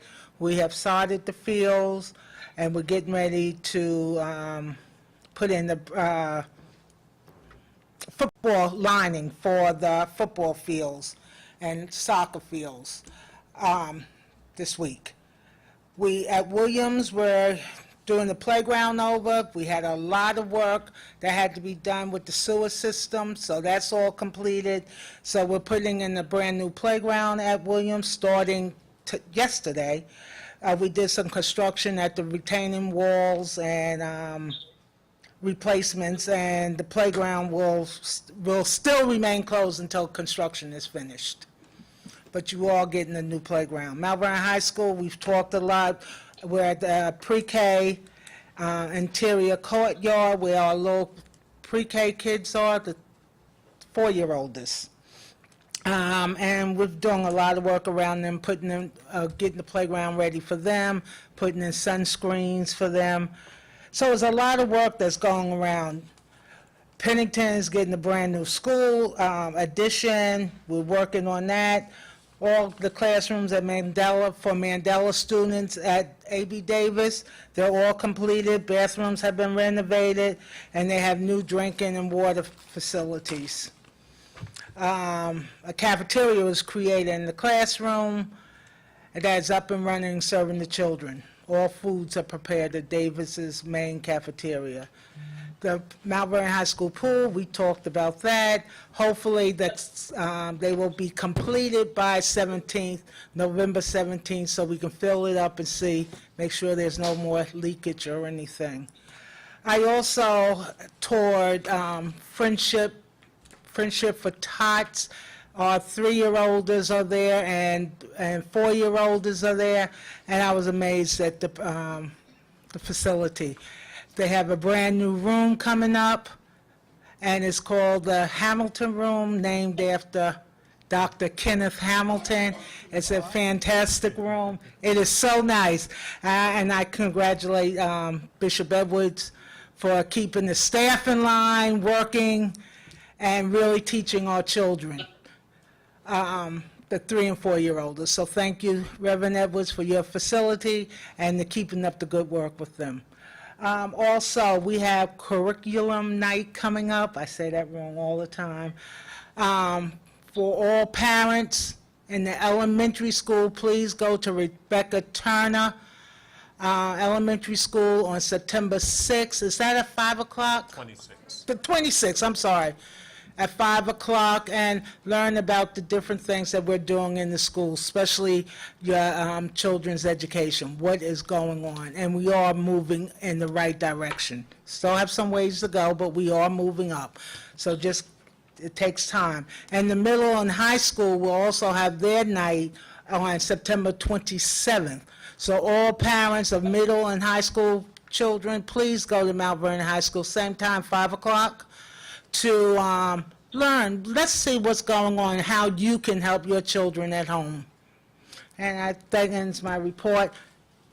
Yes. Thank you, Trustee White. Trustee Zamore? Yes. I had a couple of things. Number one, with the pool, I had brought to the attention of the superintendent regarding a phone call that I received from a concrete structure engineer about the possibilities that one of the contractors is not following the specific specifications. Sorry, your microphone's not on. Not following the specifications for the concrete mix that's going to be poured at the bottom of the pool. So I would ask Mr. Silver that you look into that, because if they're not following the specifications, we may have catastrophic failure in the pool. It may not hold water. They've seen it happen before. They had called the district architect's office but didn't find him there, so they had my number, and so they called me, and so you should take a look at that. Also in the pre-K3, in terms of at the Friendship facility, when I did a walkthrough there was a major leak upstairs, and I know in one of the main ballrooms near the cafeteria, not the cafeteria, I'm sorry, the kitchen. So I just wondered if Mr. Policio, you're somewhere here. I am. If you had noticed that, I'm just concerned about any type of mold issues in the building, because I know there's a lot of carpet in the ballroom, and the tiles in the ceiling were all wet. And if we tested the air at that facility, since our kids will be in there. So I just want to just bring that to our attention and just make sure that we take the proper precautions in that facility to make sure that there's no mold or any type of air pollution issues. Also, at the pre-K courtyard, Little Hands Courtyard, over at the high school, I know in the Facilities Committee, we've talked about, continuing that in terms of bringing in a temporary playground or not, and other things. That we haven't had a Facilities Committee meeting, or none that I've been aware of, in about a month. So I just wanted to know where we are with that, if you knew whether or not it was getting actually place systems or not, and what we're doing to start removing the upper elevation of the walls that were coming down, and if that was going to go through. I know that was our last conversation, Mr. Silver. Maybe you could answer that in terms of where we're at in the Little Hands Playground.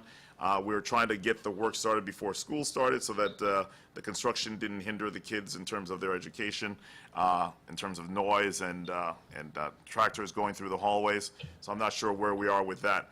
We are having a committee meeting of sorts tomorrow. I meant to say, Okay. I really meant to mention that. Okay. Our next facility meeting is tomorrow at 8:30.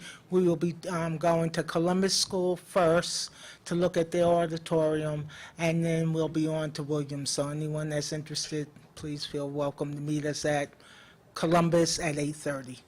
Then you're going to go to Williams, you say? Then we'll go to Williams. Right, and those walkthroughs specifically are to look at the overall scope that the architect has presented to us with a budget in mind that is so far above what we had intended to spend. So we will take a closer look at those details and see if there's a place that we could cut back, or maybe break it down into different stages. That concludes what I have. Thank you. Thank you. Madam President, before you move on, if you will indulge me, I received an email. I don't remember if it's email or something that I read online, honestly, but there was some concern about the current status of the bond and the spending of the bond and the division between North and South Side schools. So I've prepared, and I will share this with you before I share it with publicly, but just for the record, we have not overspent the $108 million. In fact, we have barely touched the $108 million. In terms of projects that are planned, there is a pretty equal distribution between North and South Side schools.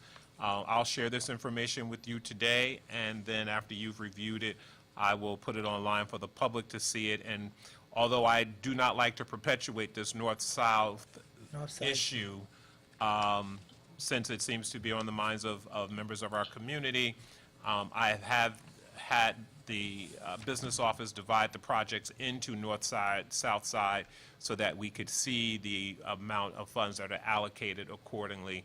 But it is absolutely untrue that we have overspent the $108 million or anywhere close to it. To date, we have expended less than $20 million of the $108 million bonds. Now, there are projects planned, but even those planned projects have not exceeded the $108 million to date, and what has been spent is nowhere near the $108 million. So any information that is out there in the community that we have overspent, please get the information out that that is not accurate, and this information will be online once I share it with the board. Hamilton, may I say something? Everybody seems to think that Mount Vernon is responsible for paying $108 million when it's only $27 million because we're being reimbursed by the state at 75% of that. So the figure is not quite so burdensome. That is true. And large, and I just want to caution people when they throw out the $108 million, it's not what we're responsible for. Well, with a little side mark, we are responsible for it if the projects that we use the money for are not projects that are approved by SCD. So there's a constant balance of making sure that the projects that we do are Aidable. approved by SCD as aidable, correct. All right, Mr. Policio, if you will address the questions raised by Mr. Zamora during his committee report, I'd appreciate it. Good evening, everybody. Good evening. So I'll do the pool first. So, yeah, today I had a pool meeting with the contractors.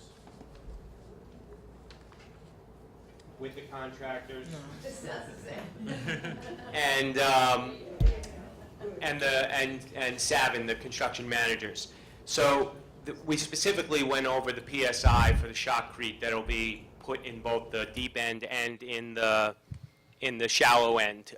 To my knowledge, the PSI is correct. It is following the specs, and they even are putting in a different type of watertight adhesive after the shotcrete that will make it even more, the adherence of it will be more, and the water tightness will even be more than the 7,500 PSI. So I believe that we're right in line with that. Specifically, it was not regarding the PSI, so I suggest you have a conversation with the concrete engineer.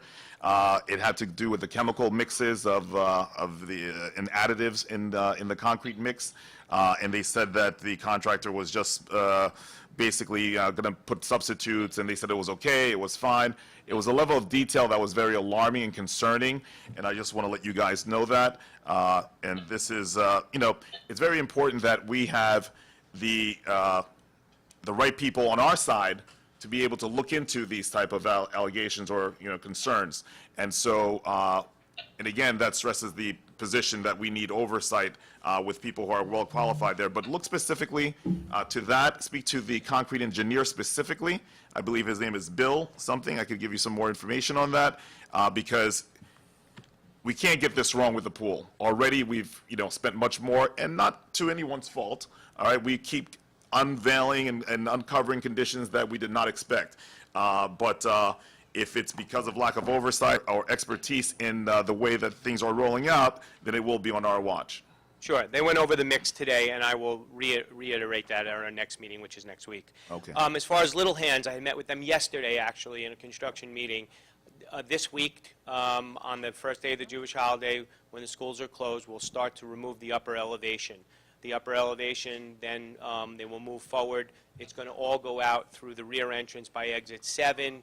It'll be done by, it's a very arduous task because they're going to do it in small electric wheelbarrows because you can't get heavy machinery in there. So they expect probably about 2 weeks of solid work to get over 400, I believe 400 cubic yards of dirt is going to be moved out of there. So it's a large excavation, but it will begin this week.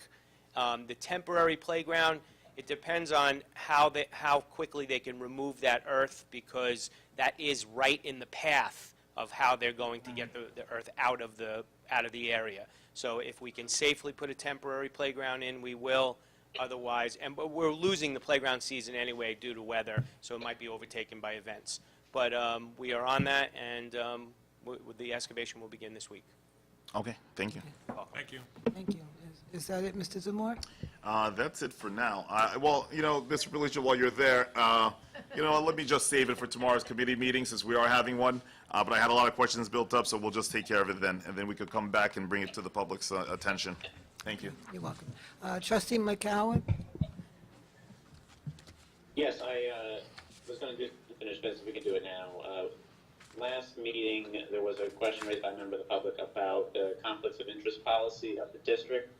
And we have, that was on news, I mentioned, we have a sample policy from NISBA, who's working with us to rewrite all of our policies in pieces.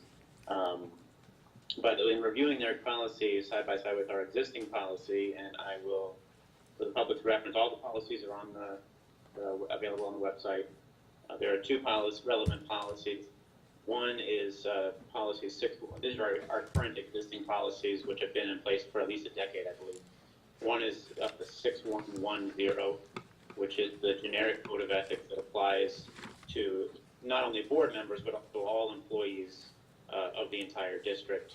And that covers a range of topics, including nepotism, and things like you can't supervise or give pay raises to your family members, things like that. And in comparing the policies, comparing that policy with the NISBA provided sample, the current policy of the district is actually quite a bit stricter and stronger than what NISBA suggested. For example, the existing policy covers also, it restricts business relationships that could potentially have conflict of interest, like people who have businesses that have contracts with the school district can't also work with the district in a conflicting way.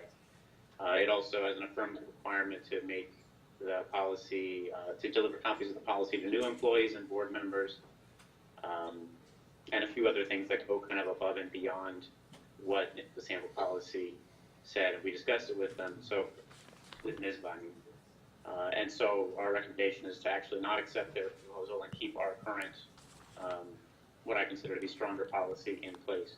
There's also a policy, as I mentioned, policy 6215, which is a core policy specifically about board members hiring the family member of a board. I'm sorry, let's get it again. Board members needing a 2/3 majority to authorize hiring of a family member of a board member. That is actually a New York State statute that requires that. That's not something we came up with, and it's been a policy for quite a while.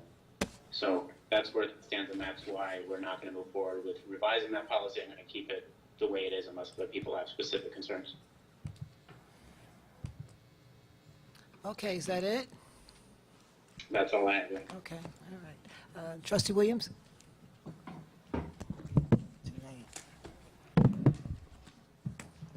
Good evening, everyone. 61.2. My committee report will be pretty short. Dr. Hamilton touched on a few activities that we had this week. One, we had an amazing day and a half with Karen Mapp, who we refer to as the guru of family and community engagement. And we had some really good discussions on tightening this community and, finding ways to increase involvement, participation, and so on. Looking to empower you guys, empower the parents, family, and even get to the larger community, business owners, residents, residents who don't necessarily have children in the district. We would like to partner with you as well.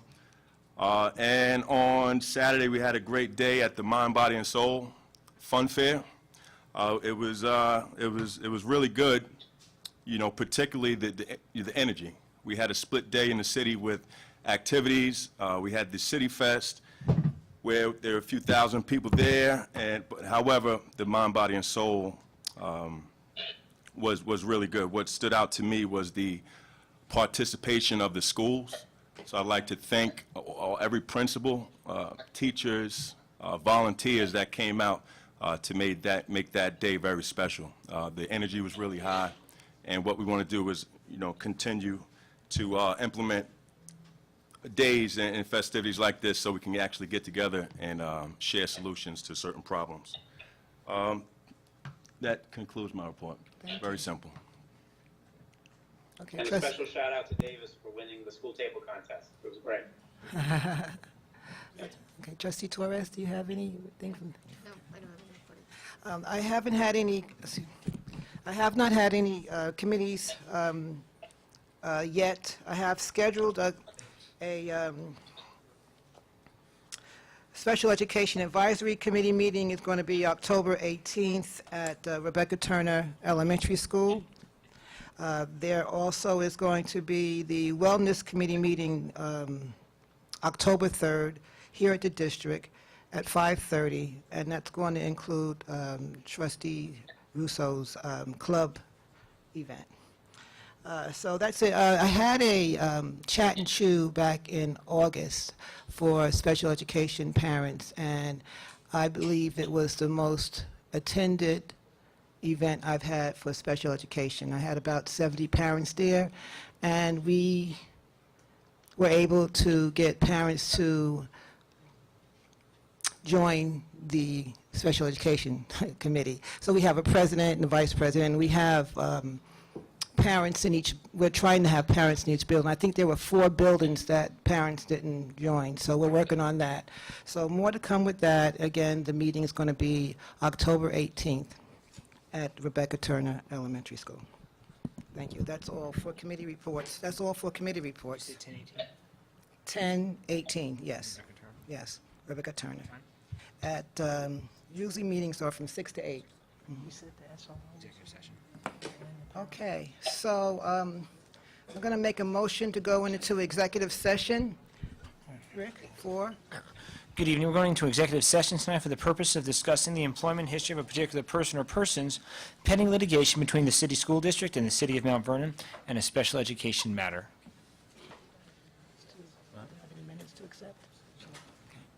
How long? Mr. Superintendent? How long? Hour, about an hour. About an hour. We should resume in an hour. I'm going to say an hour and 15 minutes to be safe. Say 9:30. 9:30. Okay. Thank you We all. need a motion. Motion? Motion to enter in executive session? Motion. Motion. Mr. Second? Russo, Ms. Torres, all those in favor? Aye. Opposed? Abstain? Motion carries. No. 10:44. I apologize for the long executive session. Do we have a second? Yes, Okay. Wanda, I'm sorry. All in favor? Yeah, I Aye. apologize for the long executive session. My apologies. I'm sure the rest of the board apologizes as well. Don't you? Yes. All right.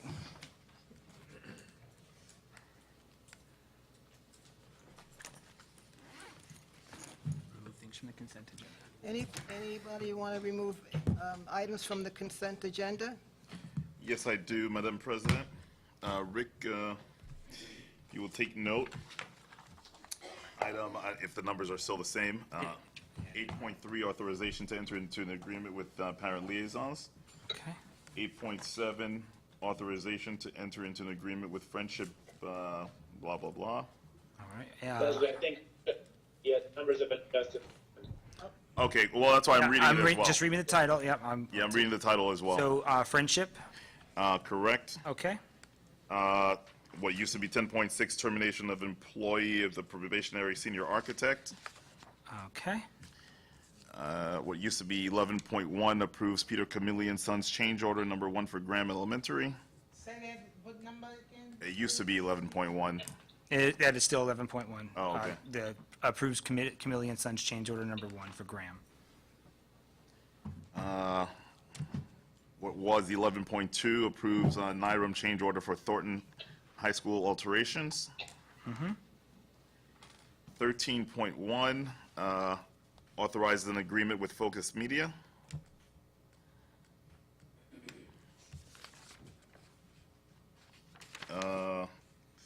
10.29, for what used to be, termination of employee number 1660, the probationary custodian. That was, 10.29? that was not on the agenda tonight. Oh, Did you it's print, not? when did you print, are you looking at I a printed printed this copy? this afternoon. It was removed this afternoon. Okay, well, all right, so you can scratch that. I didn't see an update of the agenda come through in my emails, but, okay. All right, that's it. That's all I have. I want to pull, sorry, I want to pull, I can't hear. Wants to pull. can you hear me? I said I want to pull. Yes, go ahead. Point three, Could you say the title, Michael? I'm sorry, Micah? accept resignations graded.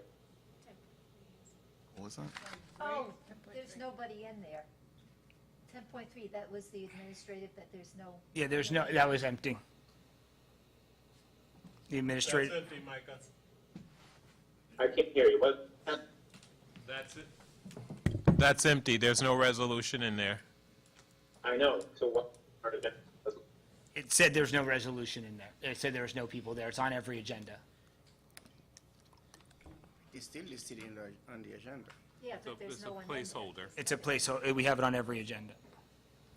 10.3? I'll text. Yeah. So, So, Oh, wait a minute. so then we shouldn't Wait a vote minute. for it. 10.3 is appointment of one probationary senior typist.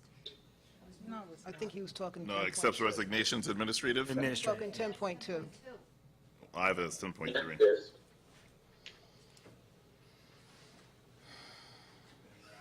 All right. So there are no resignations. All right, so we're going to move on to the consent agenda. All right. All right, so we're going to move on to the consent agenda. All in favor? Need a motion. Aye. Motion? Yeah.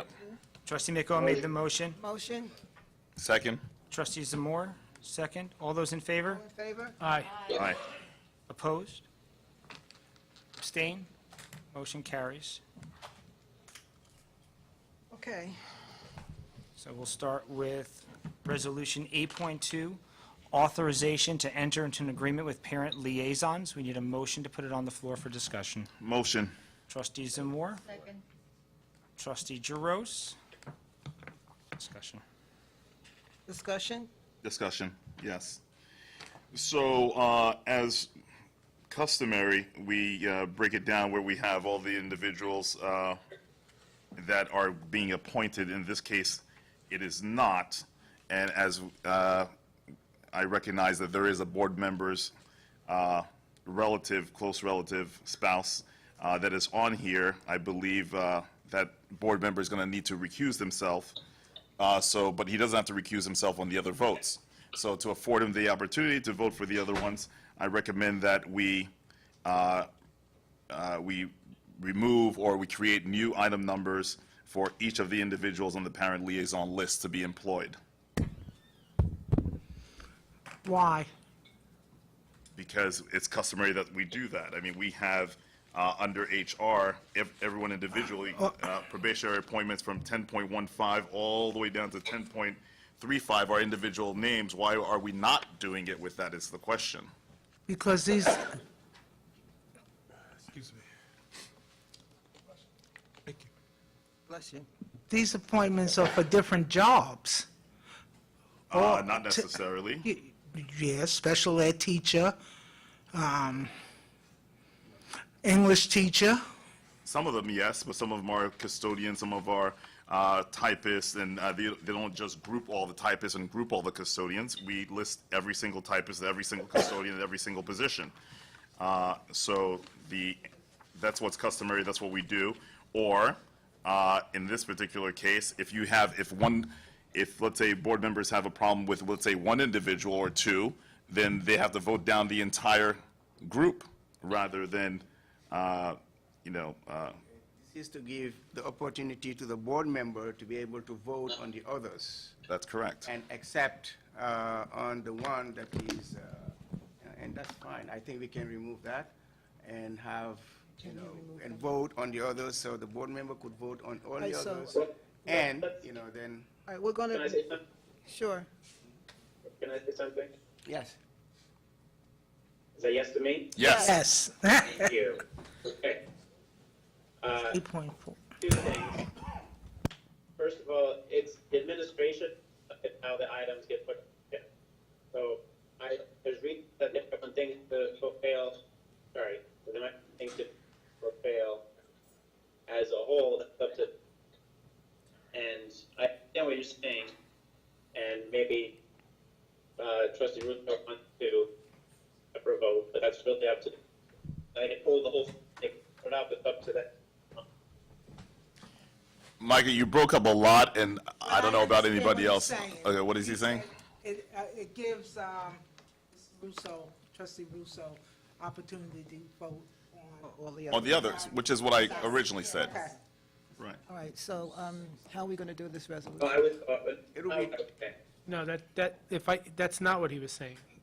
Go ahead, Micah. What I'm saying is, the administration prepared this resolution. The question is there a reason that you want to have all these people appointed but not at all?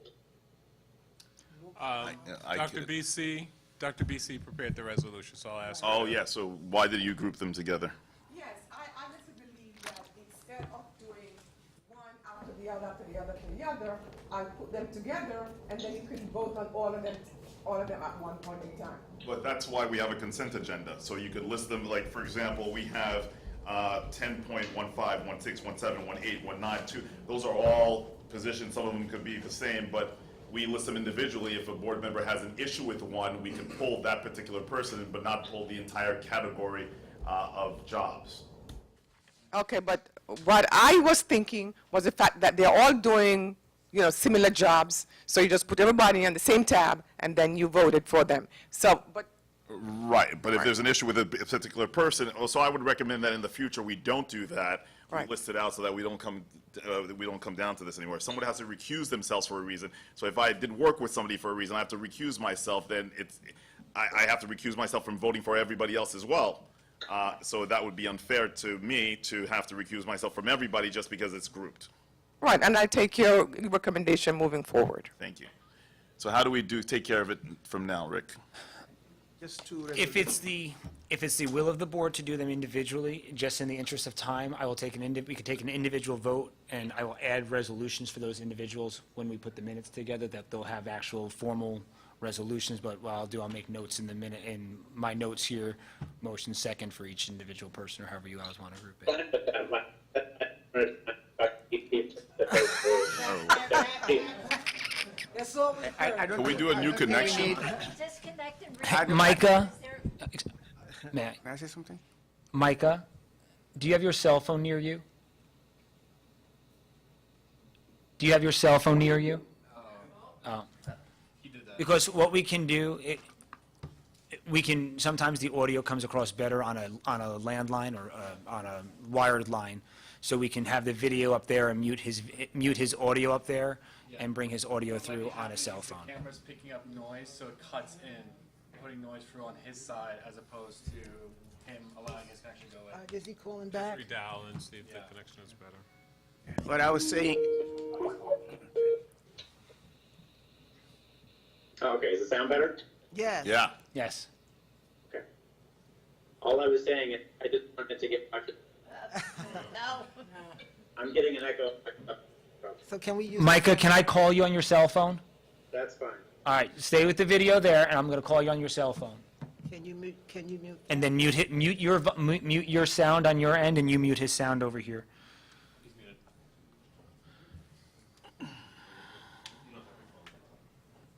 Rick's calling.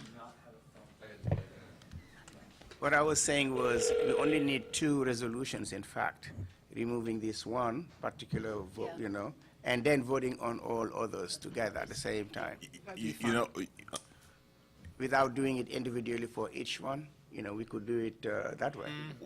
my suggestion is, okay. Yes, I'm here. That we separate all of them. And that way, if there's any issues with any one of them, because I don't know what issues anyone has with any other one, then that everyone, or what. Using my phone to do the Skype? No. Now turn your video Do back this. on. Can you call my hotel? Yep, just give me the phone number. Text it to me and I'll call you. That was Yeah. good, though. Here's right now. Ready? But he's using his phone to do it, so he's, Oh, he can't do both. Sorry, everyone. Sorry. yeah. Tell me when you're ready. All right. Hold on, Micah, don't give me, I don't want you broadcasting your cell phone to everybody. What's your phone number in the hotel? 305? 29. I see. 3500? You want the separation. 1112. All right, we'll call, Martin will call you back on the Skype and I'll call you on the phone. Bye.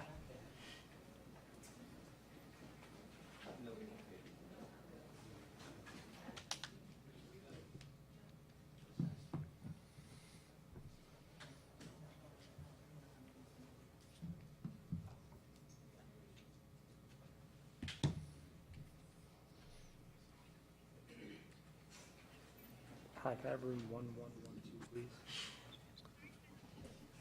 1112. McGowan. Richard. McCormick. He's expecting my call. I'm watching.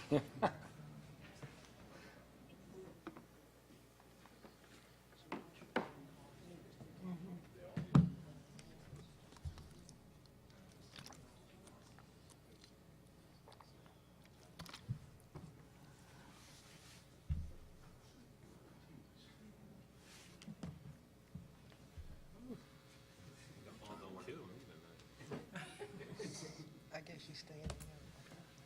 Yeah, I'm staying in my hotel room.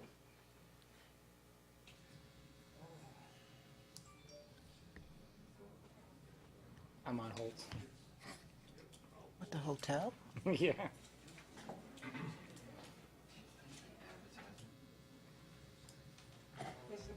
Can you hear me? All right, I'm going to put you on speakerphone. Can you hear us, Micah? Yes, I can. Hit mute. You have to hit mute on your phone. I did. You hit mute on our end. Okay. How are we going to do this? Okay. All right, so Okay. we're going to do the, that resolution, we're going to do the names separate, okay? Okay. Yep, so we need a motion to separate each individual name, correct? Correct. All right. Motion. Second. Wanda White. What am I doing wrong, Martin? Oof. There we go. Thank God. All right. Can you hear us, Micah, still? Yes.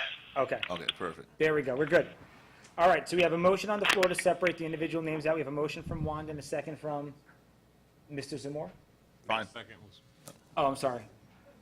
From Adrian and Wanda. Adrian No, Wanda, okay. You seconded, Adrian brought the motion. All right. All those in favor? Aye. Aye. Yes. All right. Unanimous. Okay. So then we would need a motion and a second to approve Alicia McDowell. Motion. Ms. Saunders, Ms. White. All those in favor? Aye. Aye. Yes. Opposed? Abstain? Abstention. Mr. Zamor abstains.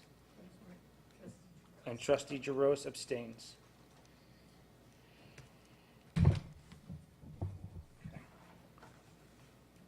A motion to approve Corinne Lewack, Motion. Adrian Saunders. Second. Trustee White. All those in favor? Yes. Aye.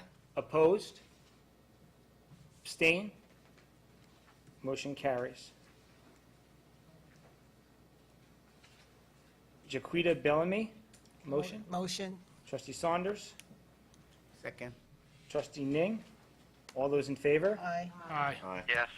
Opposed? Abstain? Motion carries. Keziah Roberts, motion. Motion. Ms. Saunders. Second. Mr. Israel. All those in favor? Mr. Israel. Aye. Yes. Mr. All those opposed? Abstain? Motion carries. Nicole Russo, motion. Hold on, I have to recuse myself? We have a motion from Ms. Saunders, a second. Second. Trustee White. All those in favor? Aye. Yes. Opposed? Abstain? Abstention. Trustee Zamor abstains. Can we get a count, please? Trustee Jaros abstains. Board policy states that we need 2/3 of a majority of the board to appoint members of a board member's family. We have 6 yeses and 2 nos with 1 abstention. The motion carries. Can I speak to that real quick? It's important. Just based off, I'm sorry, I abstained also. I said that. You said I one said 2. I said 2 abstentions and 1. And Oh, okay, I'm sorry. Yeah, you got you. just really quick, based on my decision with Nicole Russo, I know we're trying to tighten up the district and procedures, and we're talking about implementing stronger policy, particularly the nepotism policy. But my decision is based on, right now, just our needs as a community. I think, speaking with Dr. Bennett Conroy, it was clearly stated that Nicole was very qualified. We shouldn't, no, we should have to, even in this case, we Okay. need to refrain from mentioning Okay. that. All right. Sorry to mention that. But I believe she's very qualified and for that position, I think we. All candidates are qualified, yes. We have a very good, I'm happy to have, congratulations. Well, we're not finished we're yet. not done. We're not finished. Go on the list. Next, Motion to approve Rita James. motion. Trustee Saunders. Second. Ms. Torres. All those in favor? Aye. Yes. Opposed? Abstain? Trustee Jaros abstains. Sandra O'Connor, motion. Motion. Trustee Saunders. Second. Trustee Russo. All those in favor?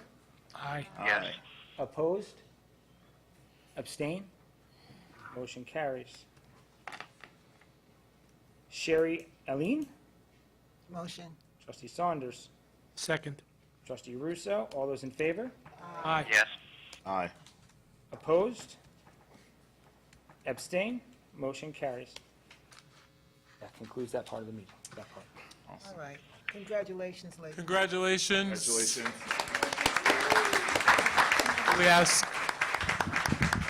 Can we ask all of our new parent liaisons to stand and be acknowledged, and thank you so much for this very important work.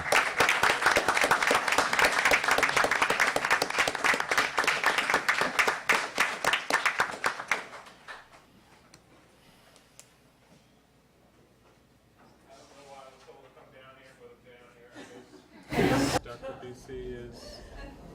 She's got flowers for her. Oh. Very nice. Oh. All right, well, come on up.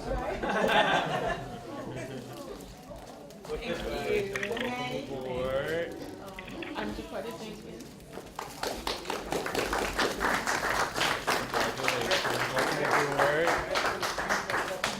Thank you. Welcome aboard. Welcome aboard. Can you say your name? Say your name. You're very welcome. You're very welcome. Welcome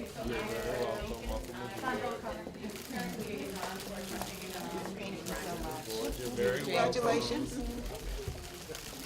Hi, I'm Sherry Ellis, and I am the new parent liaison for Mandela and Thornton High School. Okay, congratulations. Good evening, I'm Keziah Robert, and I am with Holmes and Grant. Congratulations. Good evening, I'm Nicole Russo, and I am with Hamilton and Columbus. Congratulations. Good evening, and thank you, I'm Sandra O'Connor, and I will be with Lincoln and Pennington. Congratulations. Good evening, I'm Rita Patricia James, and I will be in Williams and Parker. All right, Williams. Yes. Good evening, Alicia McDowell, A.B. Davis, and Benjamin Turner Middle School. Congratulations, Alicia. Hi, I'm currently Wack, I'll be with Mount Vernon High School and Rebecca Turner Elementary.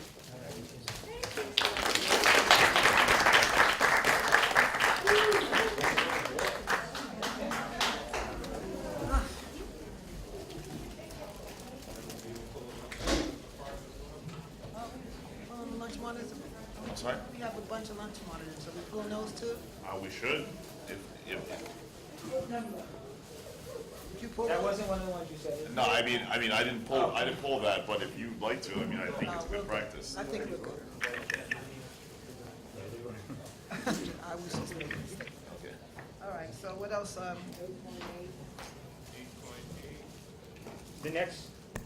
The next item removed from the consent agenda is item, the authorization to enter into an agreement with Friendship CDC FFT Friendship UFBW Church to provide 3-year-old children with access to full-day pre-kindergarten program for the 2017-18 school year. We need a motion and a second to put it on the floor for discussion. Motion. Second. Trustee Saunders and Trustee Russo. So, I just have a concern, and I believe Trustee White said that we can do it together after we see Columbus tomorrow. I had a concern in terms of water damage over at the facility. The last time I was there, I witnessed a lot of water damage coming from the roof of the facility down into the ballroom, which has carpeting, and so my concern is for mold in the facility. So I would love to have a tour of that facility again, just to make sure that the air quality, there's no mold and in the facility before we authorize our children to be in there. We definitely don't want any lawsuits. So my recommendation at this point is to table this resolution and bring it about the next meeting of the board after we clarify that there is, no imminent danger. Well, the kids are there now, aren't they? Not to say that there's not imminent danger. They could be there now, but, I know he just had it renovated. He just did the renovation. not to the ballroom. I mean, we just That's renovated what our he did. classes. No, he renovated the whole ballroom. We were there in June. When were you there, Leslie? Didn't Mike Policio talk about this earlier tonight? Probably earlier than that. Look, I know he just renovated, but when you go, as far as I'm concerned, I just want to make sure, because that's what I witnessed last, and our children are going to be in there, so we just want to make sure that, and you know what, with all the rain that we're having between tonight, if the roof is tight, we'll know tomorrow. When were you there last, you said? It was prior to June. I can't remember exactly, but it was prior to June. Well, They do roof repair?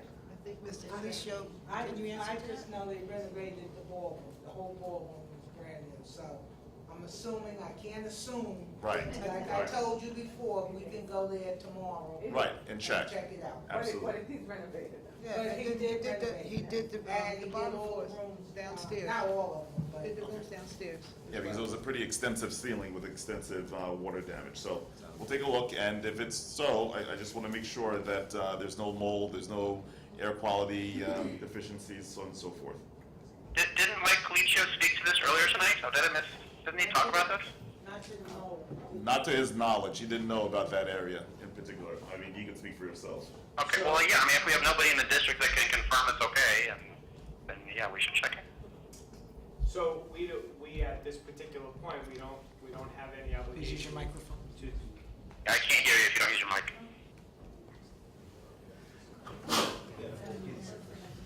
Okay. Hello? Hello? Okay. So to this point, the maintenance department, B&G, has no, we do not do any inspections or maintenance in the building at all.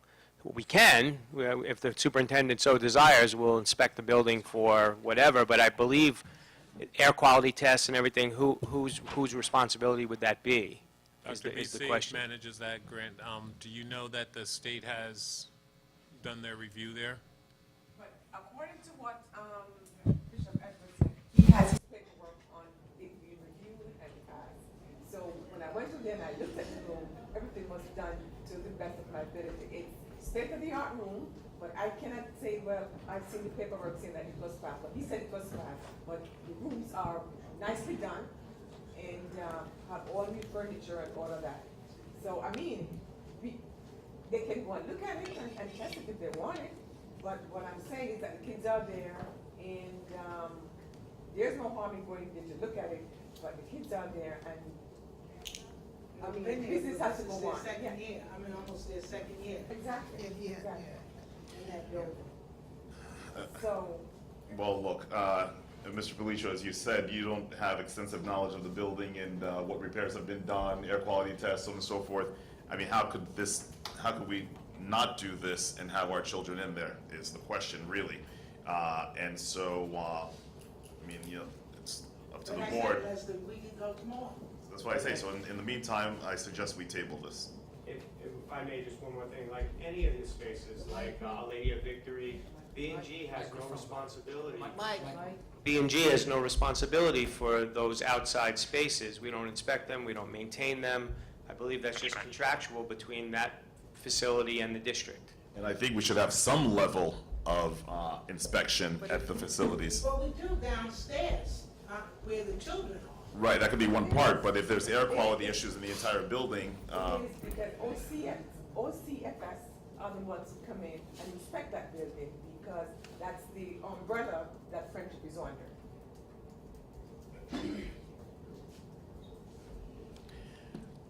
So we have a motion on the floor to accept, I believe, right? We have a motion and a second to approve the... To approve. Yeah, but I mean, the resolution is to use Friendship for the pre-K program for this school year. That's the resolution. Yeah, I think we should. If there's an issue with using them, just like any other program, if it came to our attention that there's a problem, whether it's environmental or any other security or whatever issue it may be, then well, that, you know, then it's a breach of our contract with that vendor, then we need to address that. I agree. All this resolution is do we want to consider this here or not? Right, so could do we want to withdraw the motion and to table the resolution? Yes? Yes. All right, so is that a vote, or is that just a consensus? That's a consensus. I'm going. Mr. Russo would have to withdraw his second, followed by Ms. Saunders withdrawing her motion. Okay. Well, withdraw your motion? I'm withdrawing my motion. I withdraw my second. So this is tabled. Motion to table? Table. Motion? Second. Second. Trustee Ning made the motion, seconded by Trustee Zamora to table it. All those in favor? Aye. Aye. Opposed? Aye. Aye. Ms. Saunders and Ms. White?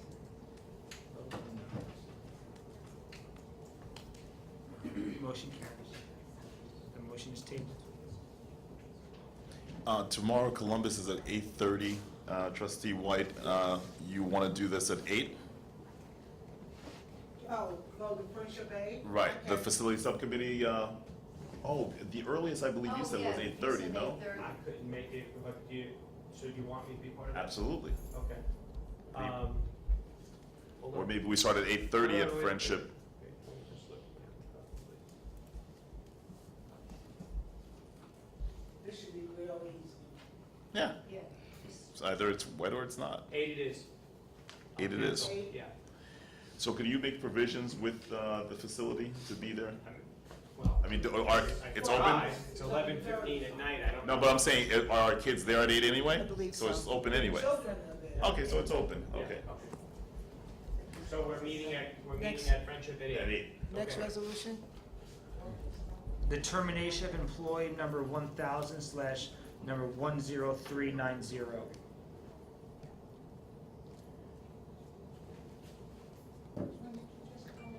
The termination of employee 1000 / 10390. Motion? Trustee Zamora made the motion. What resolution? It's 10.5-ish. Jerome's on the second. Discussion? So basically, Sorry to interrupt. Let's be very clear not to mention names. it's fine. We're talking about the district architect, which is 10 point, I had 10.6, what do you have? It's 10.5. 10.5 now, okay. So my recommendation is that we do not take this recommendation, and that we continue the employment of the said individual, because if not, we have a big gap. We don't know when, through the civil service process, we will get someone as qualified as the individual that was at this seat. And the projects we have a lot of projects underway. We have a major addition going on at Pennington. We have Graham. We have a lot of stuff coming on board, and we're already behind, as this individual has not been there for 2 weeks. So it's my recommendation not to accept this recommendation and to have this individual continue their employment with the district as we required to have oversight on the bond. So was that a motion or was that a statement? That was my discussion. Okay. I mean, there is a motion on the table to approve, and my recommendation is, and my discussion is not to approve. Okay. So let's be very clear on what we're voting for, because with the double talk, it can be confusing. I understand that we're voting to approve the termination. That is correct. Yes. That is the motion. As recommended by the superintendent, that's the resolution. Motion. There's already a motion on the floor. Sorry. You seconding? I'll second. There's already a It's second on already the floor. seconded, so we just need to take a Okay, vote. we already did that. Roll call? All those in favor, here we go. Trustee Williams. Trustee Esper. Abstain. Trustee Russo. Aye. Trustee Torres. Aye. Trustee Zamore. No. Trustee McOwen. Yes. Trustee Ning. Yes. Trustee Jaros. No. Trustee White. Yes. Trustee Saunders. Yes. The motion carries.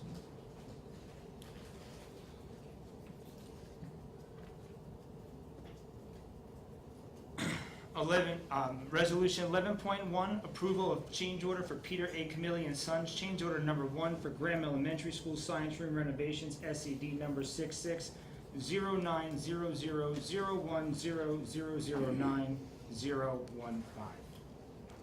Motion? Motion. Trustee Zamore. Second. Trustee McOwen. Discussion.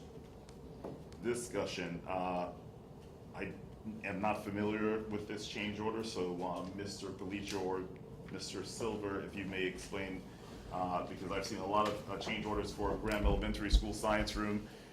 We've had change orders on this for the entire year. Almost every session we have a change order on that, so if you could.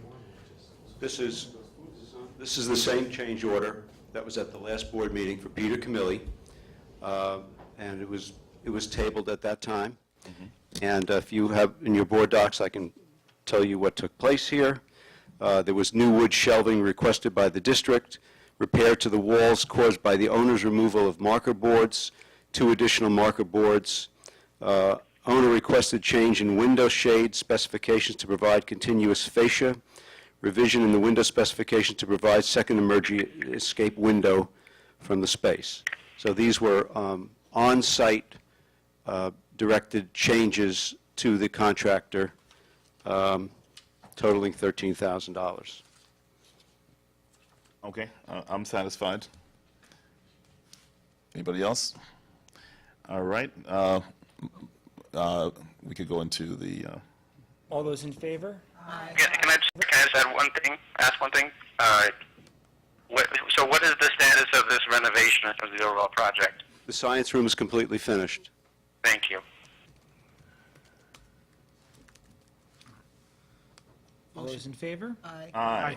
Yes. Opposed? Abstain? Motion carries.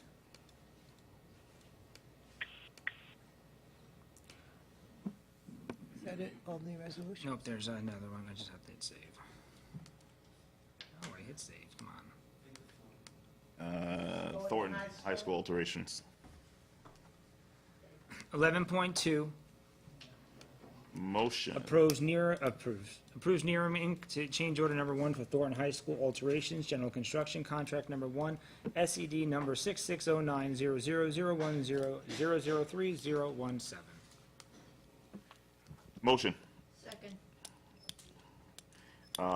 Mr. Palicio, you're taking that one? Yeah, so during subsequent walkthroughs by NIRM in the auditorium, ACM, which is asbestos-containing material, was located in the flooring, in the mastic of the flooring, and on some pipe insulation. So during those type of abatements, they need containment. So the containment are done because it's such a large space, they create tunnels of containment where they can decontaminate both the ACM and themselves. Each one of the tunnels contains a washdown, and so it's just safety precautions. They followed all the rules of OSHA and all the rules of the state and federal guidelines regarding the removal and disposal of ACM, which is asbestos-containing material. I have a question. Mike, is this vendor, was this vendor already doing this work elsewhere? Is this an add-on to scope to other work they were doing, and how are these rates negotiated? So the rates are, they follow prevailing wage for asbestos abatement, and it's to run through the architect of record to do the change order as if any field condition was uncovered. What was the area that this was uncovered? In the auditorium, both pipe insulation and floor mastic. Okay, and what was the total cost? I believe $43,016. for remediation of asbestos-containing Yes. material? Right. 43,000. Yeah. Okay. We're ready, if you want to. Are they paid by hourly, or are they paid by the job?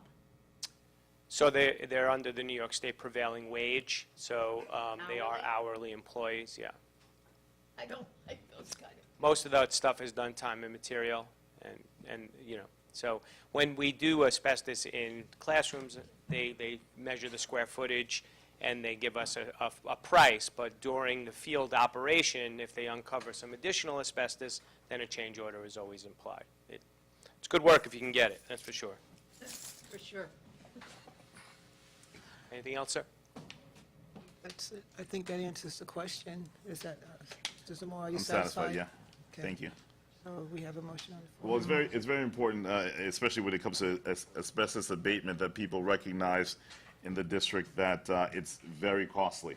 Yes. So I know there was a lot of questions about the cost of the room that was remediated and renovated at the high school for $170,000. Remediation of asbestos costs a lot of money. It's not $100 or $200.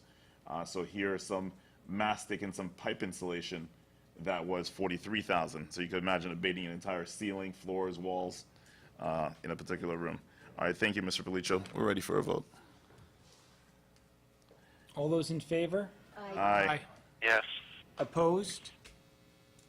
Abstained? Please note that Dr. Ning is not in the room, so he is being marked not present for the vote.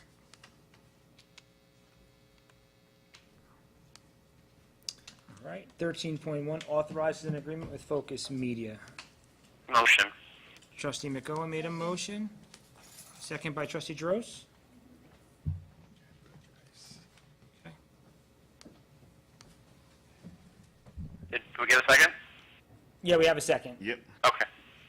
I mean, Trustee Williams can speak to this too, but we had a conversation with Focus Media last week. They sent us an updated scope, similar to the scope they sent last year, with some suggestions. And I know we've had some. Well, we had that discussion with them, but I know the superintendent has also had discussions with them and with some other possible sources, all in this effort that we all share, the board and the community and people who come and speak at the board meetings and everybody, of getting the word out about events in the district and happenings, and the best way to do that on a local level. I think, I mean, again, Trustee Williams can speak his mind too. I mean, we retained Focus to do a specific job, and that was to do some PR pieces and improve the image of the district, especially in kind of the broader Westchester area and regional area, and do some other PR efforts. They are aware of their own limitations, and there's certain people we're trying to reach within the 4 square miles that they're not going to reach. And we've tried, as a district, a variety of ways to do that, through internet, through social media, through postcards, through lawn signs, through bumper stickers, and we need to keep trying and keep trying new things. But I think at least where we stand right now, and all the resolution is today, is to continue the services that they are doing, which I think they've done exactly what they said they would do and done it well. And the bigger question for us as a district is continuing the efforts that we can make, both on an individual level, on a board level, on an administration level, to interact with the community and to build those relationships. And of course, a huge part of that is the parent liaisons that were just approved. So I know we as a committee, I'm sure we're going to work with them and get their ideas as well for the best ways to reach the parents and other community members of the district. Thank you. I don't know if you want to add anything yet. So based on what you just said, Trustee McCohen, I'm still a little confused as to exactly the value of Focus Media. If their scope is to improve our image throughout the county, but not within the 4.4 square miles, then I don't know. I feel that it's more important that we have great communication within the people in the district and the community first, and then, of course, outreach is second in terms of, goodwill and our perception throughout the. Yeah, no, and that's fair, and I probably misspoke a little bit. I mean, they gave us they've always had and continue to have kind of a four-pronged agenda, which I don't have in front of me, but as best I can remember, it was improving the image of the district, like professionally among professional circles for the recruitment process. To when we're trying to hire the best teachers, ways to reach out, articles to place, forums to promote the superintendent at, the different efforts that we are making on the curriculum front to show how that we're at the forefront of curriculum developments and things like that with Dr. Borman, and other efforts to promote among the hiring practices so we get the best teachers. That's one prong. Another prong is just general positive news stories, circulation, to increase positive internet hits and references to the district generally. There's also the efforts within the district. They help Rick prepare.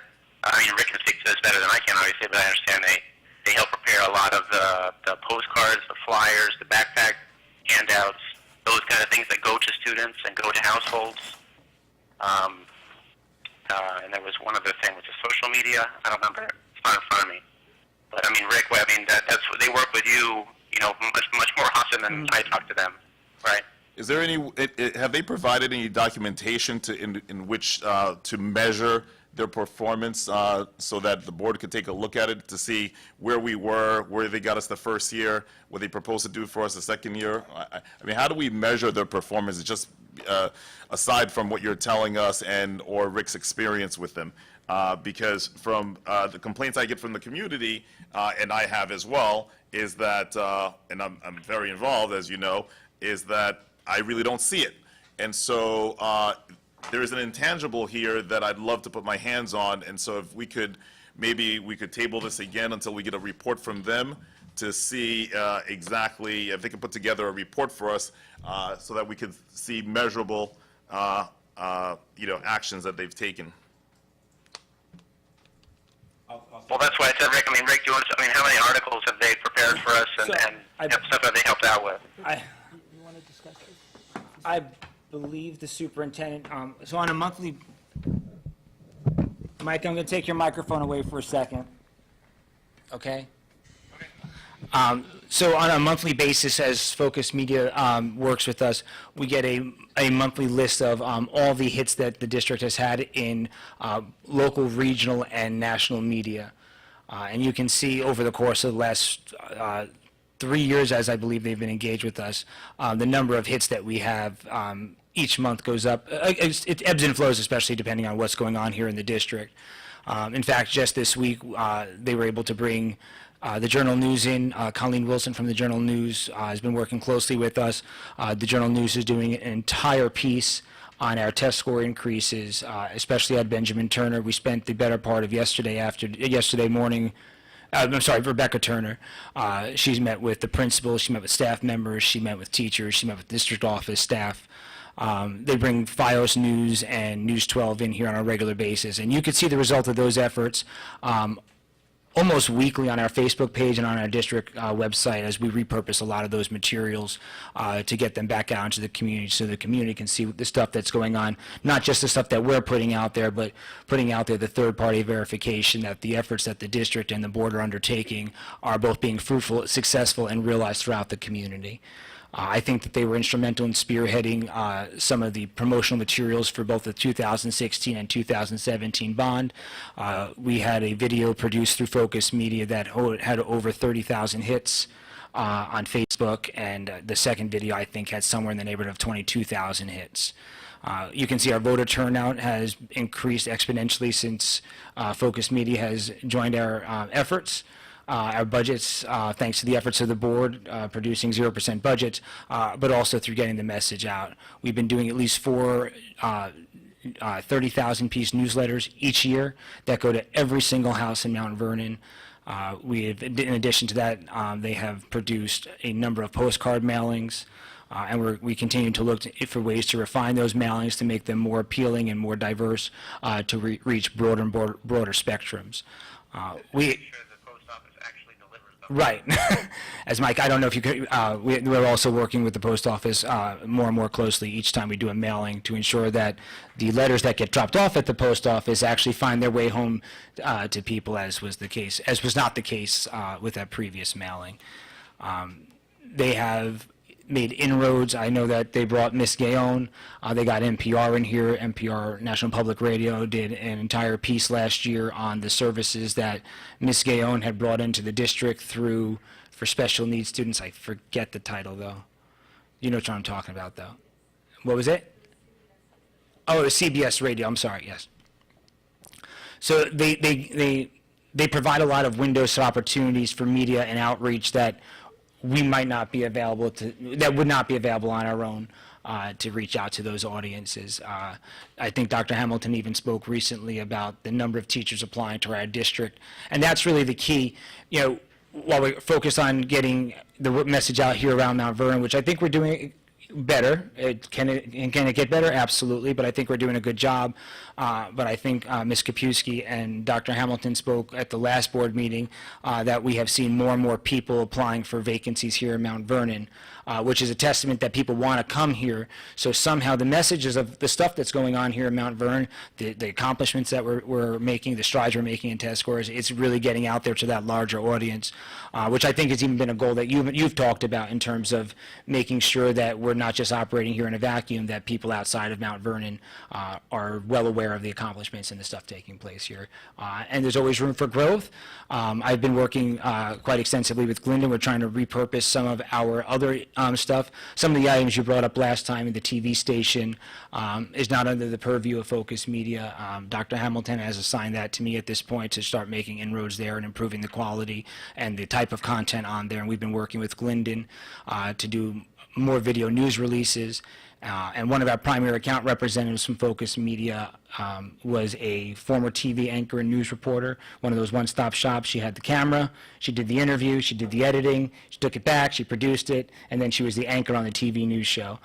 So she's going to be coming down and actually doing some professional development with Glendon to try to help him hone on his skills and refine his skills so we get more efficient and productive pieces out over the airways as well. How much is the contract for Focus? I believe it's the same. I don't have the number in front of me. 5,000 per month. Yeah, it's been that way for the beginning. 5,000 per month? So Yes. 60,000 per year on an annual basis? Okay. And any extras on that, or is that everything included? No, there are printing costs. Well, besides printing costs, which So there are things that fall outside of their retainer that we have never accessed outside their retainer.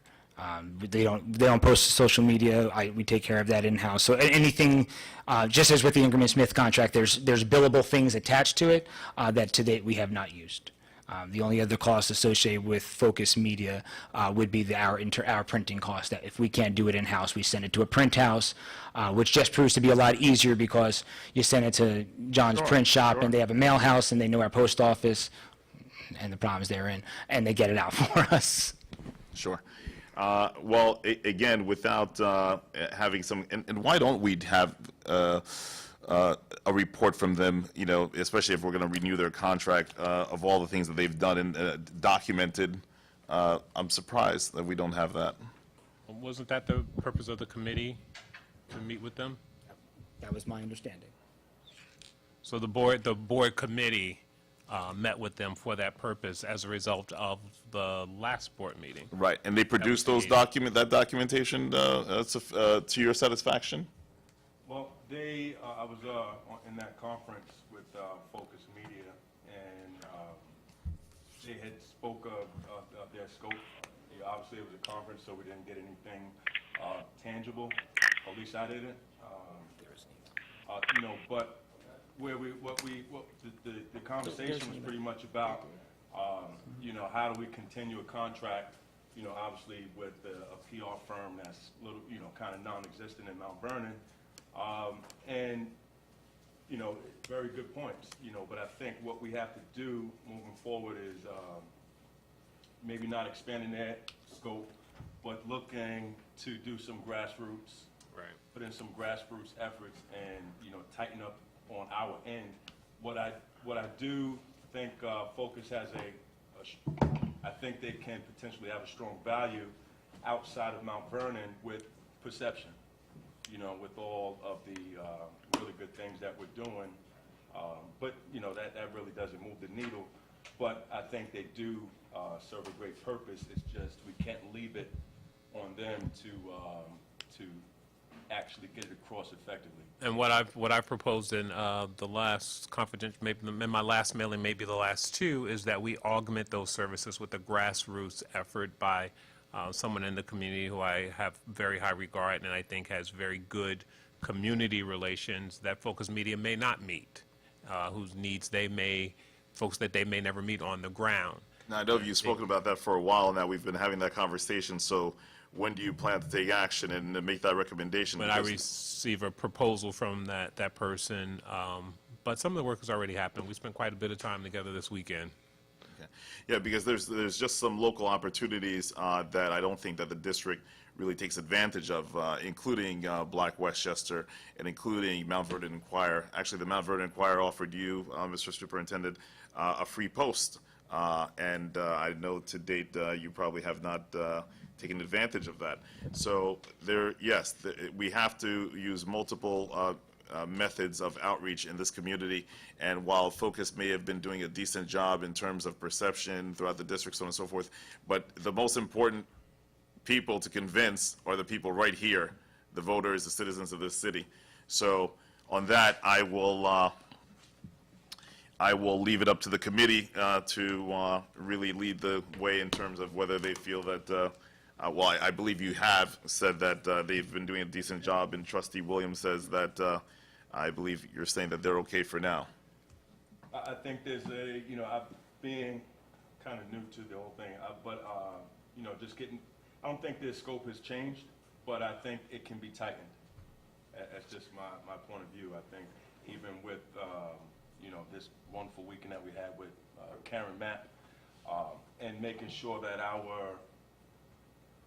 what we send out to the media is what's called linked to learning. And I don't think we really focused on that type of approach. So I think if we include that into their scope and really monitor it, I think we could have a really good year with them. Good. Yeah, I mean, look, they were always a part. They were never supposed to be, it's not like we just pay them a monthly fee and like, oh, we don't have to engage with the community anymore because we have Focus. That's not the way it works, and it's never going to work that way. That's why we have a committee. That's why we need a continual influx of ideas and engaged people. And that's why I'm excited about the parent liaisons and FACE coordinator and all the other efforts we're making. I mean, we're legitimately hiring people in the city with the specific purpose of improving outreach to the community.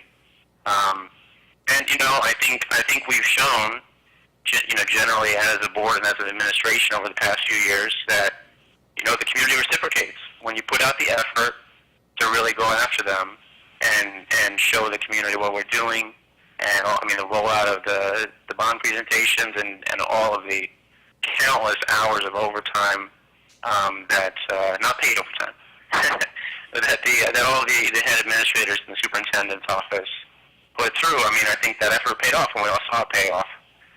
But we need to do that not just when we want votes. We need to do that all the time for all the parents in all the schools. And we're always open for ideas, and we look forward to everybody submitting lots of ideas. And Yak and I have already had some great conversations about some awesome ideas that he has, and he's already implementing some of them. So we have some good stuff going, and let's all do our part to keep it going. Okay, so we want to bring that to a vote now? Sure.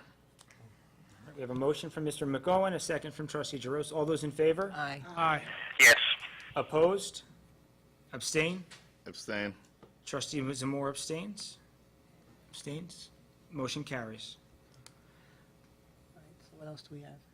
Unfinished business. Unfinished business, so, okay. I have unfinished business unless anybody else does. All right, Mr. McGowan, please. Go ahead. All right. I brought it up the last meeting, and I think the meeting before. I still would like to talk about what are the next steps in terms of resolving naming issues at certain of our schools. Specifically, I think it's Lincoln, Columbus, the Mandela program, and then the building heretofore known as the Mandela Building, and a possible name for the Mount Vernon High School, or at least names for the programs that are going to be implemented at the high school. I think we need to put some things on the calendar. I'm not saying next week or next month or anything, but we need to start the process so that as we roll out, especially at the high schools, starting next year with some of the new programs that we have, I think it behooves the entire community to be involved in a process that selects names and sticks to them, or decides that they shouldn't be changed, which is fine too. But especially with the example of the Mandela program moving, and we have a Mandela building, we need to all be on the same page as a community about what we're calling things. Not only so we can all, as a community, have consistent messaging and have some school pride, and everyone knows what they're talking about, but also it affects practical things like plans at SED and grant submissions and so on and so forth. So I guess my proposal on this matter, we talked about it before, we haven't really had a firm plan for, but I would suggest that we ask the administration to maybe schedule some town hall meetings in those specific communities to get feedback on this specific issue. And I'm wondering what everybody else thinks about that idea. Trustee McGowan, just so that you know, we are working on a logistics meeting that will coordinate our current status with the construction plan and our transition across the district with the reconfiguration and bringing the STEAM school online and some other items. But in conjunction with that, it's important to also know the history of why some of the names were changed. What you do with that information is one thing, but not having it, I think, is dangerous. So we've started having conversations with people in the community who can speak to why schools were changed from one name to the other, and then there's another layer of names. Another layer of this process that we have to look at is whether or not those names are still appropriate, whether or not some of the original names are still appropriate, and whether or not some of the proposed and current names are appropriate. So there's 3 levels to this that need to happen, part of which is really talking to people who can provide some history that may save us a lot of heartache and upheaval by just hearing from the community. But we absolutely, and that's actually what I'm talking about. We need to hear from the community. I mean, look, ultimately the board makes the decision, but I don't really think it should be our decision. At least it's certainly not mine. I have absolutely 0 dogs in this fight. I don't really care what the buildings are called because I don't have the community or the history with the names of these buildings. And I know some of these names people feel very, very passionate about. Absolutely. Some of them feel very passionate about old names. Some of the names have been around for decades, and some of them are very new. So each situation, I feel like, is very different, and probably deserves a different approach based on that community's input. But I'm glad to hear that we're having the community discussion, and I'm just curious, kind of what do you feel, Superintendent, is the next step? And I'll just add that my specific concern in the short term, a lot of this, I don't think this is a super immediate issue. But with respect to Mandela, do we have a Mandela building or a Mandela program or both? And I want when we are talking to the community and when we're putting things on the website, talking about the community, do we have just consistent messaging so people understand what we're talking about? I agree, and I think that messaging has to be tied to our PR efforts, and they should be a part of that conversation as well. And Mike, I had said before, I would gladly work. Most of the school changes I have been through, and I know why or know the people that they chose and why they chose them to change the names. So I will work on any committee going through that information. Okay. All right. So we have new business. Any new business? All right. Motion to adjourn? Motion. Can we get a second? Thank you all for staying tonight. Everybody looks like... All those in favor? Aye. Aye. Yes. Everybody looks tired. Anybody saying no? Look tired.